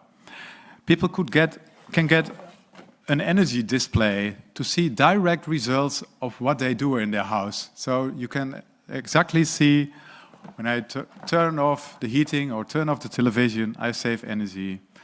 That's what everybody likes. Beside the energy-saving buddies, we also have energy concierges, people who can help them with practical things. And so when the crisis hit hard, we already had a team that could help. We just had limited sources, but then the central government came and gave us 665,000 euros. We got a lot of money for energy poverty. And because we already had the people and the methods, we could help quickly. So we made practical grant schemes for energy poverty in owner-occupied houses. For instance, 2,500 euros to insulate your house without having to pay something yourself. We made a grant scheme for energy savings buddies, and so they can go to a house and also work on this house with, I have a look, things against the drought, small radiator foil, etc. We made a program for those white objects, the fridge, freezers, washing machines. You can exchange them for a new one if it's old, and because an old freezer consumes about €1 a day. And if that freezer is in a household, a low-income household, they have a problem. They lose 365 euros every year. And now they can change it for a new one. So those are a few things that we did. So what we did was, these measures are long-term measures to save energy. But when the energy crisis was big, we also needed short-term measurements. And we also, our municipality board decided to give also money to people who can't afford their bills. And they can, when there's a risk of debt, they can get at about 2,000 euros as a maximum to pay their bills. Because if you cannot pay your bills and you're in stress of debt and problems, you don't have room for measurements in the future. So that's what we worked on together.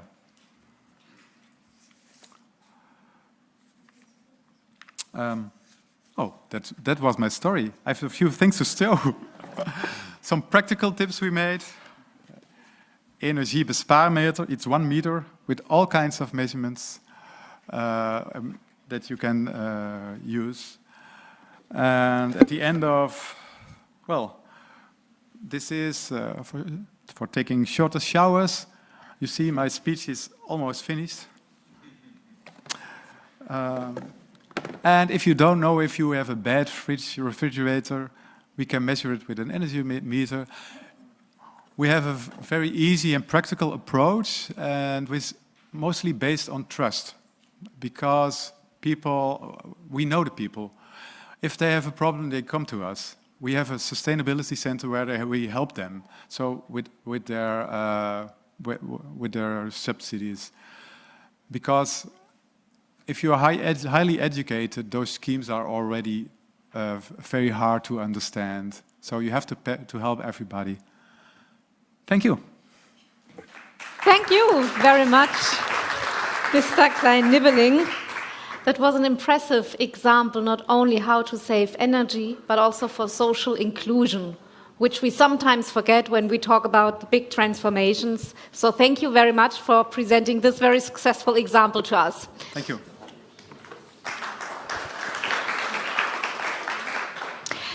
We are also very pleased that we have a delegate from Tbilisi in Georgia here among us.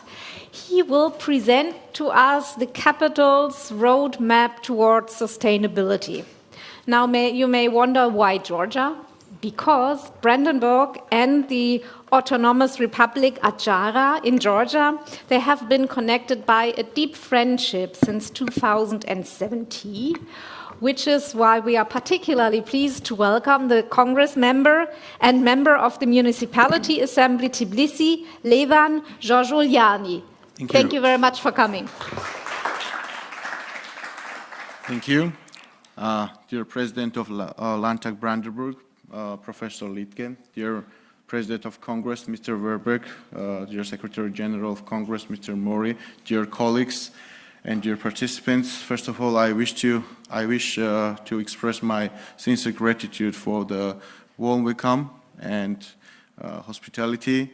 And I want also thank especially our friend and colleague, Mr. Heiner Klemm, for inviting me on this high-level conference regarding environmental issues. Dear participants, we know that legal framework and regulatory policies and decisions on environmental matters are often adopted internationally by national governments. However, actions to fulfill those obligations are implemented not only at the national level, but also, if not to say mostly, at regional and local level. As local and regional authorities, we deliver many environment-related services such as regulating air pollution and tackling excessive noise, ensuring waste disposal, transport, supplying drinking water, or spatial planning. In 2022, Georgia, in its capacity of, as the president of the Committee of Ministers of the Council of Europe, defined human rights and environmental protection as one of the top set priorities. Recently, in October 2022, it was honored to represent with my colleague, Belinda Godardi, a report, A Fundamental Right to the Environment, a matter for local and regional authorities in Strasbourg during the session of Congress of Local and Regional Authorities of the Council of Europe. I'm thankful the report was adopted, and therefore we are adopted the recommendations. And one of the main recommendations was to drawing up an additional protocol on the environment to the European Convention on Human Rights and European Social Charter. And I'm grateful for my colleagues that they supported it. There was a time in Georgia when the growth of economy was seen as a process that did not include environmental protection, labor rights, spatial planning, and etc. Growth of economy and sustainable development seem to be the identical concept. That was the wrong way, which alongside of economic growth caused numerous problems regarding environmental protection. Since 2012, Georgia took very important steps regarding the green transformation, and environmental protection is in the top priorities for all levels of government. Over the past 5 years, Georgia has taken some active steps toward responsible production and consumption. It's SDG 12. All major sectors, including water resource management, forestry, air quality, and waste management, are being reformed. Since Georgia strives to become a member of EU, the country continues reforms in different directions that are envisaged by the association agreement. The Green Agenda objectives are among the priorities of the country. I want to mention one thing that the recent war in Ukraine showed us, that dependent on Russian energy resources was one of the main biggest mistakes that was done by Europe and European countries. That caused, fortunately, the limitation of this dependence and also the prioritization of renewable energy, clean energy. That's why Georgia is implementing a very big project that is called Black Sea underwater cable that will supply whole Europe from Georgia with electricity. Now, what about Tbilisi? It is worth to mention the capital of Georgia, Tbilisi, and its executive and legislative bodies made pilot project which created a vivid picture how the local authorities can create their own green agenda. Their main institutional reform was to connect environmental protection, transport, urban services in the process of spatial planning and urban development, which has one of the biggest shares in city economy. Now the capital of Georgia is a booming place for foreign investors, for development and real estate business, which needs extremely careful and strong position as well as decisions from the local government. In 2019, City Council adopted a new land use master plan which was based on several principles: compact city, green city, well-connected city, and resilient city. It is worth mentioning that most international experts who were involved in this process were Germans. The Green City concept includes the improvement of environmental and ecological provision in the city. According to this concept, the genuine and artificial environment of Tbilisi should be seen as the parts of one system, and their mutual dependence should be underlined within this concept. The green space of Tbilisi should be considered as a single system. Therefore, all development that involves the interconnection of green spaces should be encouraged, instead of separating them from each other with the construction sites. The goal of the approach is to increase the comfort and safety of the city, take into account its landscapes. This concept separates three main elements that makes up the city: river quarry and the historical relationship of the built part of the city with it, small rivers in Tbilisi landscape outside, and developed part, which is mainly characterized by mountainous terrain. Maintaining a public availability for these elements and decreasing access to its city priority. The conceptual approach of the Green City is put into practice and the reflection of zoning tools and the land use master plan take into account the following basic provision: the river and the city, prioritization of recreational development of the river banks of Quarry and emphasizing the existing cultural connection between the city and the river, opening and the release of small rivers and their river beds, development of unified green space and parks, separation of undeveloped and developed areas with the city planning restrictions, prioritization of recreational and green functions for the use of brownfields. Brownfields are the Soviet-time old industrial areas which lost its functions in urban development, prioritization of recreational and green functions for the planned development of the central multifunctional area of Tbilisi, and polycentric development. Capital of Georgia adopted a 10-year plan regarding prevention of ambient air pollution. Also, City Council adopted the Public Transport Development Program for 2022-2023.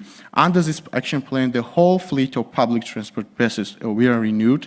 Municipality bought several hundred eco-friendly buses, and now citizens of Tbilisi are using one of the best modern public transport, which even have Wi-Fi, phone chargers, and is adapted for people with disabilities, and etc.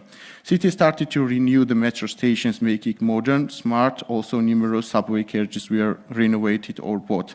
In 2015, Tbilisi City Council adopted the Environmental Protection Strategy. The document envisages strategical directions like ambient air, noise, water, biodiversity and urban environment, climate change, energy efficiency, environmental protection-oriented governance, education and public awareness and participation. Under 10-year action plan to prevent air pollution, now Green Agenda is adopted. According to this agenda, all open grounds all over the city are covered by grass. Irrigation systems are installed. Also, CD adopted the unified greening standards. And what is extremely important for the prevention of air pollution, it's obligatory for construction companies to use anti-dust raising tools on construction sites. The development plan, which covers more than 6,000 square meters land, should include the dendrological project as well. As I mentioned, in 2019, Tbilisi adopted new general land use plan of the city. One of the main principles of this plan is Green City. Under the principle, municipality brought new approach of urban planning.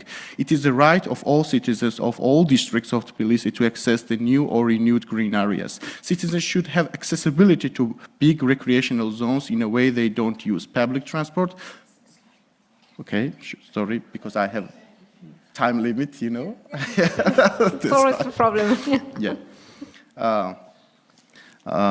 Same problems that you have. Yeah. With collaboration of Council of Europe, every recreational space is planned with the local population to assure the public participation at earlier stage. In 2019, Tbilisi City Council adopted Municipal Solid Waste Management Plan. The goals of the plans are to prevent the recreation of municipal waste, to establish the separation system, to establish the municipal waste restoring system, to settle the construction waste management, to establish the extended producer responsibility, to raise the public awareness. Also, Tbilisi City Hall and Council started a new project to privatize a certain kind of solid waste. This means to sell it to waste management private companies for further recycling.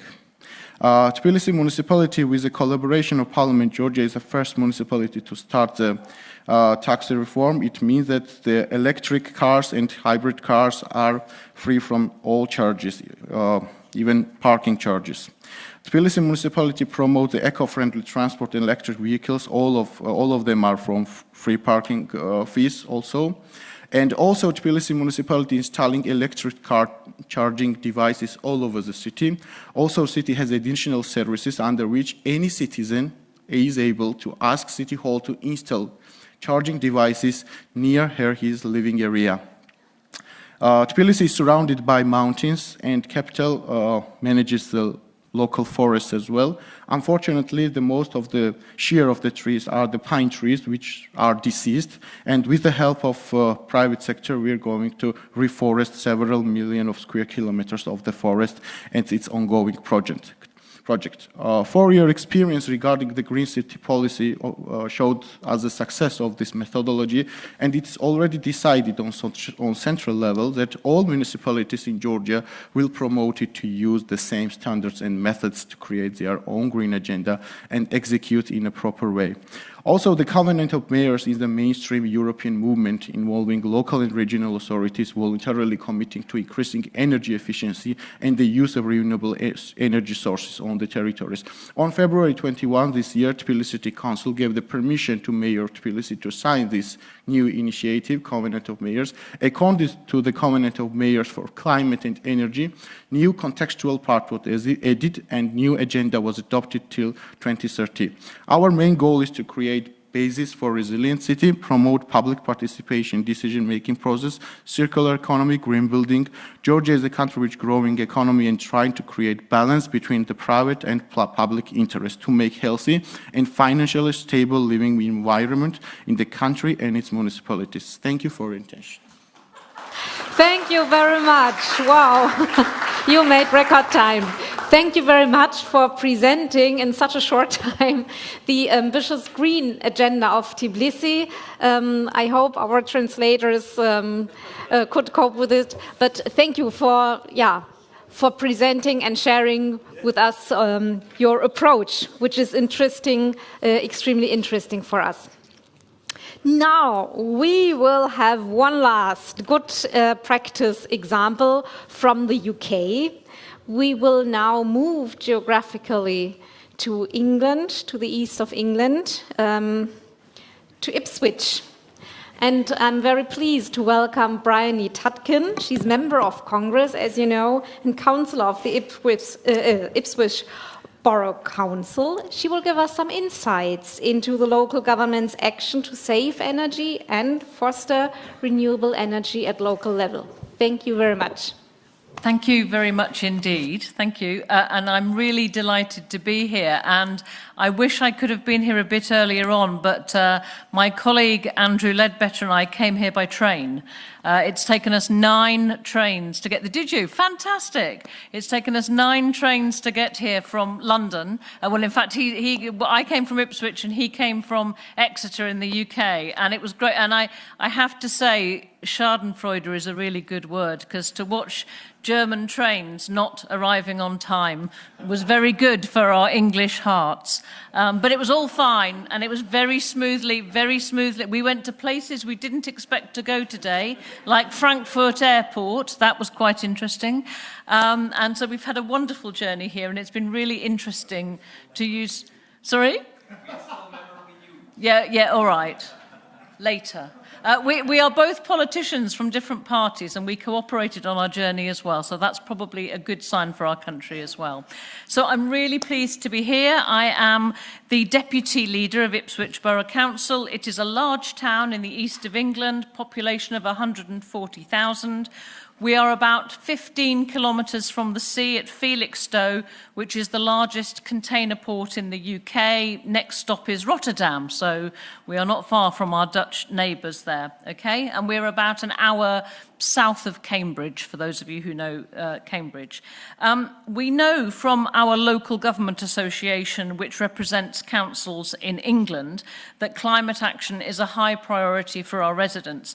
8 in 10 people are concerned about climate change, and over 300 councils in England, including Ipswich, have declared a climate emergency. What we also know is that in our localities, it is us, the local representatives, who need to act. We need local solutions that work for us, and we cannot rely on central government. We need to take responsibility, and indeed that was what I heard from the previous presentations about local solutions. So what have we done in Ipswich? There are several things I would like to highlight. To move the slide on, do I press something? How does that work? Maybe? Oh, brilliant. Okay, here. This is Ipswich. It looks like the south of France. When the weather's good. Okay. What have we done? Okay, we have introduced energy efficiency measures for the homes that we as a local council own and rent to our people. We've installed A-rated boiler and heating systems to our homes, and 250 of our homes have photovoltaic panels. These are just the homes that are owned by our council. Obviously, there are many private homes where people have the panels as well. And we have a target of 745 homes by 2025. We've introduced a programme of insulation, which has benefited the same number of houses as well. And obviously, these measures have helped some of our most vulnerable residents, like the project for the poor people in Winterswijk, because exactly the same thing, that fuel poverty affects those who are most poor. Your point about rich people polluting the grey is really good. I'm taking that back to use that one again. And we've really been helping people at a time when the financial challenge is so high. And all the new council homes that we are building are being built to very high sustainable standards because we want to future-proof the stock that we're building as well. We are building a new carbon-neutral depot for our frontline services, such as waste collection and maintenance services. This is just a drawing of it, by the way. This will include air source heat pumps, solar panels, and intelligent daylight saving schemes as well. We've also put photovoltaic panels on many of our existing public buildings. This is our swimming pool and our council offices. And we've fitted covers to our swimming pools to save heat and reduce the temperature by 1 degree. I am a very keen swimmer in the sea, so that this doesn't trouble me at all. Sometimes people worry when you reduce yes, I can see agreement, but just get you, the lake looks really good, so I'm going to go in there. We've introduced light-saving measures in our offices, and we've installed free-to-use charging points for electric cars in our municipal car parks. 27% of the vehicles owned and used by the council are electric vehicles, like this one, and we're seeking to increase this number as soon as possible. We've introduced a new messaging service to show where the best place to park your car is in the town, and this reduces the time that people spend driving around looking for a car parking place. We are very proud of our beautiful parks. I am very lucky, myself, to live right next door to Christchurch Park. This is the park in this picture here, which is home to a 500-year-old mansion. And we have built composting toilets in our parks as well. And we're introducing those to our allotments. And it's lovely to see from the train what a great culture you have in Germany of having small plots where people grow vegetables, because we do exactly the same in the UK. And it's really good to see yours too. In 2022, we gained Tree City status, one of 21 cities in the UK to have that. We've planted over 6,500 new trees in the past 2 years, and we have a 2-for-1 policy, which means that any tree that is taken down must be replaced by 2 new ones. Although I'm sure that we have the same challenges as the rest of you as to the most sensible place to put trees, so that we are, again, future-proofing for the future. We have some very beautiful old trees that sometimes affect some of our buildings, and that can cause tension in communities. So we're trying to be better. Here's a group of people. These are some of my fellow councillors here who are planting trees for the future there, okay? And like you too, we have young people engaged in planting trees because that's a really important thing to do. This is just a taste of what we've been doing locally in Ipswich. Together with our National Local Government Association, we are really keen to learn and to put into action the measures that we know our people want and are demanding from us. And I really look forward to continuing the discussion with you all. And thank you for letting me share our story. And please come and see us, because that's not a bad... I took that photograph as well. So thank you very much indeed. Thank you. Thank you very much for your invitation to Ipswich. We will certainly follow this. And someone should have told you that traveling in Germany by train is rather an adventure than a means of transport. But we are glad you made it on time to this conference. Now, are there any questions? We have like 10, 15 minutes maximum for questions and comments. Yes, please. Thank you. Fascinating afternoon listening to all of the comments and schemes that people have been telling us about. Can I ask maybe some of those that have been speaking, and this may be more a United Kingdom question than a European question. Before you do all of these incredible schemes that you're doing, do you set a test of insulating first? It is vitally important that any property that you put solar panels on, that you do energy saving projects on, that you provide district heating schemes for, is that you do an energy assessment of the property first of all, and if it falls below a standard, you insulate first. It's more a comment rather than listening to get feedback, but it would be important to get your feedback on that as well. Thank you. Yeah, thank you very much. Maybe we get some short answers from Germany and the Netherlands and Georgia, how you do with insulation. Do you do an energy check beforehand? Yeah, sure. We call it the trias energetica. First insulate, then heat with renewables, and last, and hopefully not long, heat with fossil. I think, Stuart, one of the challenges that we have in the UK is the age of some of our housing. So we have some really old, very beautiful buildings, but actually they are really hard to insulate, although some of them have their own forms of insulation. So it's the variety of the stock that we have that is the challenge. And obviously in some communities, that's more of a problem than for others. I live in a 1970s built house, which is really lovely, but nobody thought about insulation. So we're having to go all the way around and do that again. And I think the point about what we build now is really important for the future, because we cannot be having the same kind of problems for my grandchildren that I've got now. So, but it's an important question, and it underlines the interdependency of the different measures that must be taken. Yes, one alone is not sufficient. Are there any other questions or comments? Yes, please.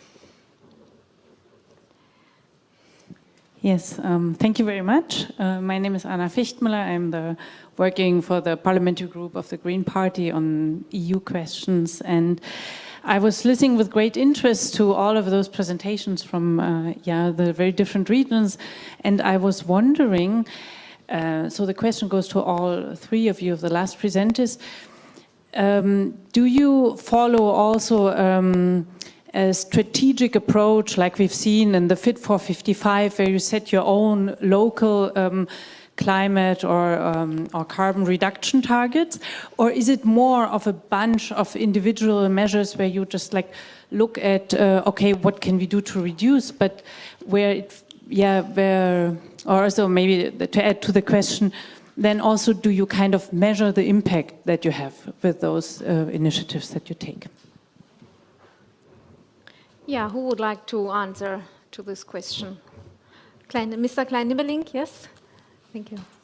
Thank you. That's a good question, and maybe it's logic because I said we just started with light bulbs, but before the Treaty of Paris, we also already had a Treaty of Groenlo in Holland, where 8 communities decided to become climate neutral for the built environment, so not the traffic, the built environment in 2030. And that's still a part that we are working to. And at this moment, we are calculating how much we are on track as a whole. But in Winterswijk, we've calculated what do we need in 2030. And at this moment, we are about 29%. But we're building the biggest solar park of Gelderland, of our province. And after this park is ready, we will rise to 75% of this goal. And of course, we need new goals, because not only the built environment has to be climate neutral, but also traffic. Thank you. Yeah, are there any other, Mrs. Rutkin? Yeah. Thank you, that's really interesting. We do try and measure the impact that we're having, and we try to be strategic. But one of the problems, one of the challenges, is that sometimes the money for certain projects comes before others that we might want to prioritise. So we don't want to miss an opportunity. For example, the depot that I talked about, we needed to do that. Now, whether that would have been the most important thing, I don't know. But the point was the availability of the land to build it, the money to finance it came there. So I think you can be strategic, but you have to be flexible about the things that you do and to be opportunistic and take a chance when you've got one. But monitoring success, I think, is really interesting, and perhaps monitoring, perhaps one of the easiest things to do would be to look at fuel poverty and to see what a difference you had made in your community about helping people. And I think that would be really beneficial and a good message to show that local people cared for their residents, and at our local level that would be important. Thank you. Thank you very much for these responses. Are there any further questions? Yes, please.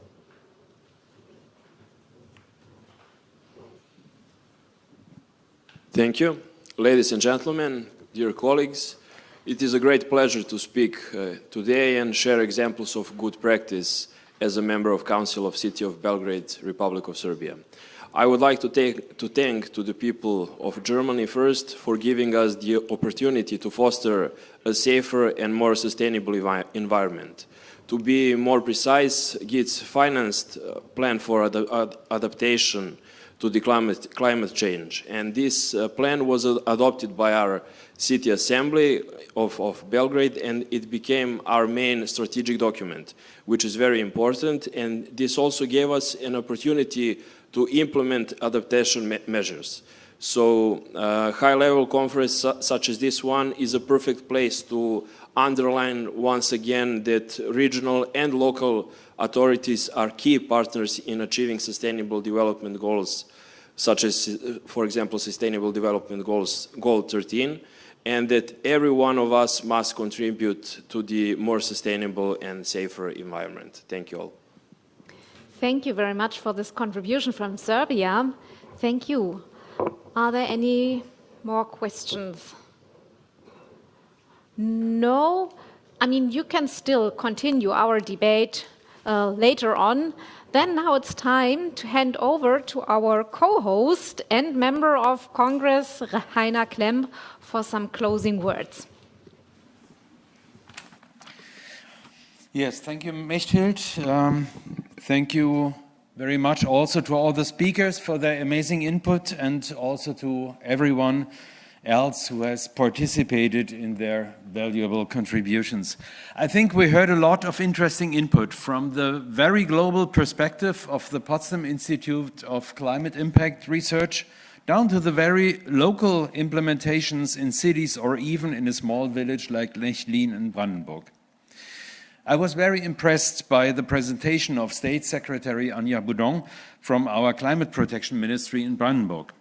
Not so much because of the multiple individual projects, but because of the comprehensive approach to the topic.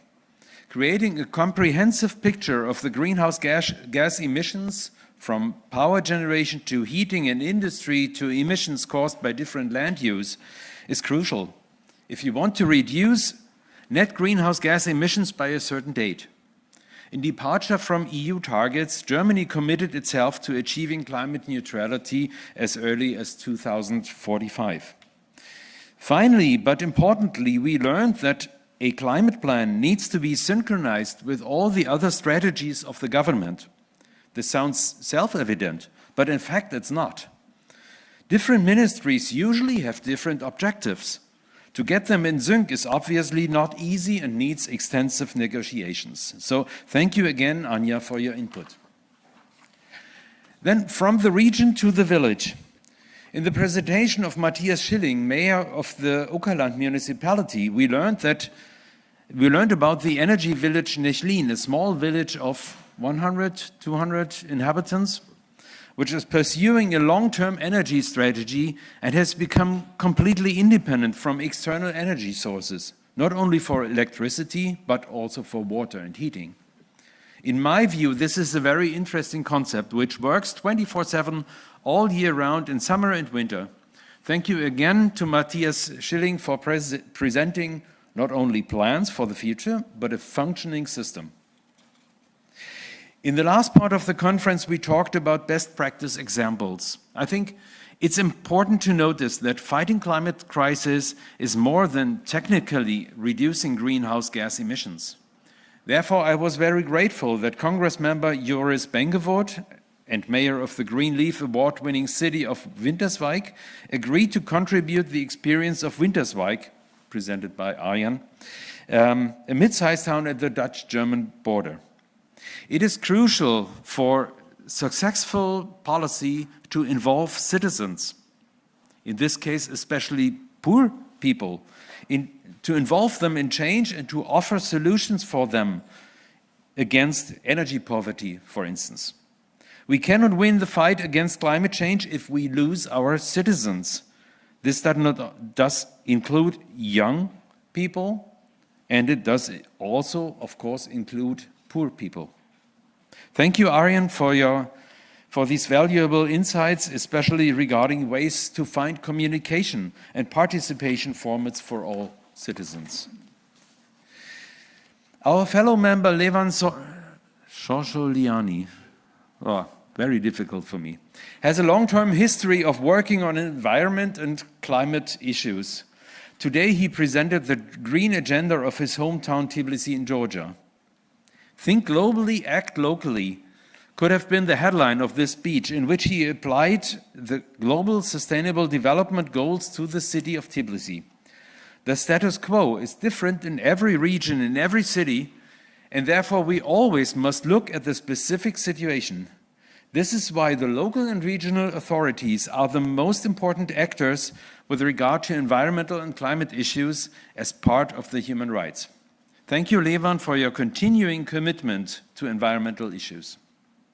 And finally, yet importantly, Congress member and local councillor Bryony Rutkin from the United Kingdom presented us a number of projects that Ipswich is implementing at the local level to fight global warming and to protect their citizens from the effects of climate change.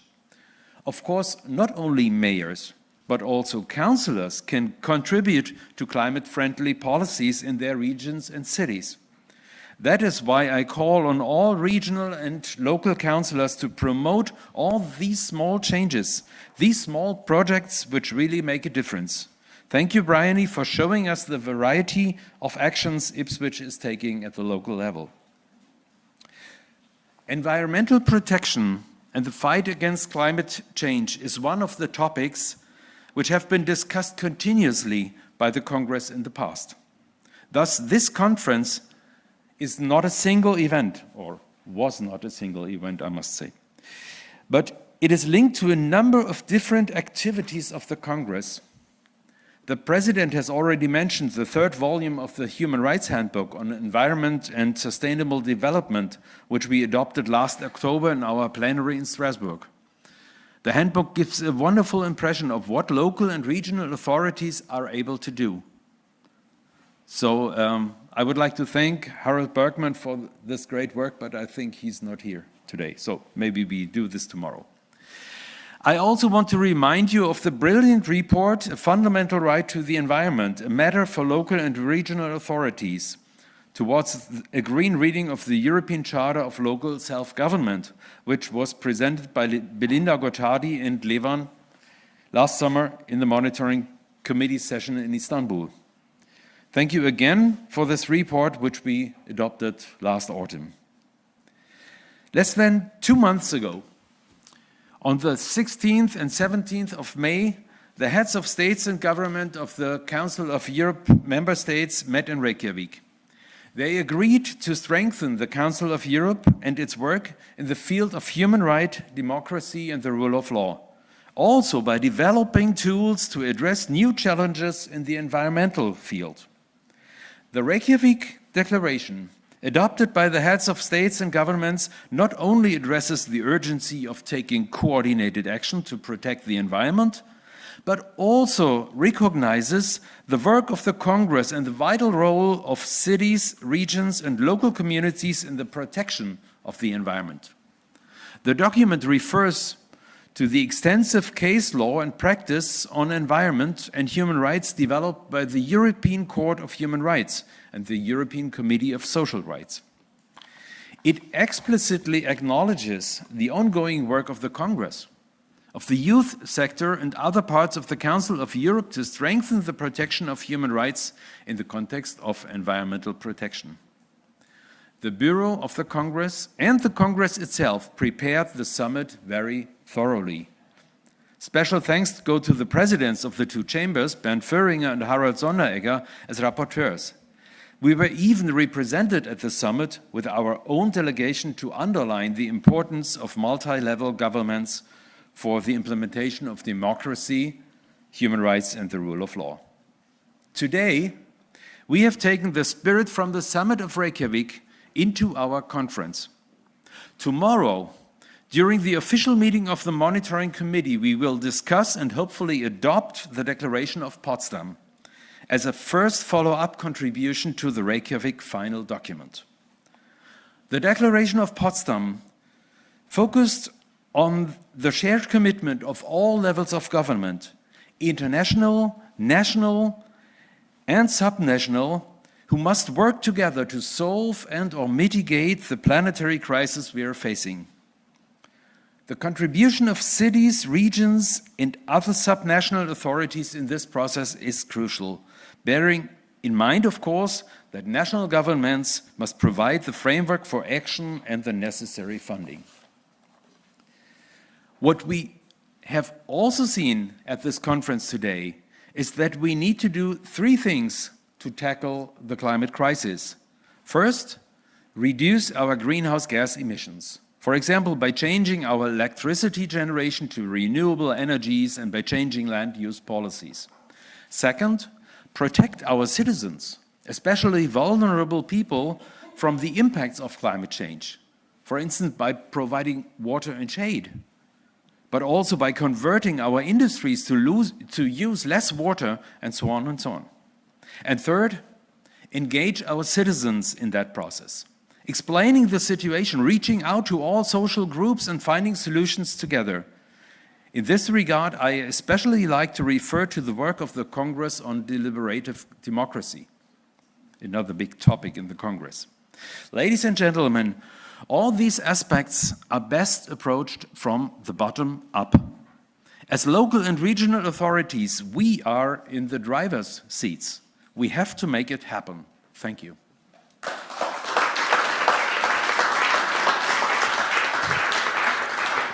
Before I give back the floor to you, Mechthild, I would like to say another thank you. So I would like to thank you, the staff, to thank the staff of the Landtag Brandenburg who made this event possible. Just to give one name, Elena Mönning, who took responsibility for this very event. I would like to thank the staff of this conference hotel who are providing all the technology and so on. I would definitely like to thank the translators who did a wonderful job, I think. And of course, I would like to say a big thank you to Mechthild Baumann, who did the moderation this afternoon. Thank you very much, Mechthild. And the floor is yours again. Thank you very much for this wrap-up speech, highlighting, summarizing the highlights of this inspiring afternoon.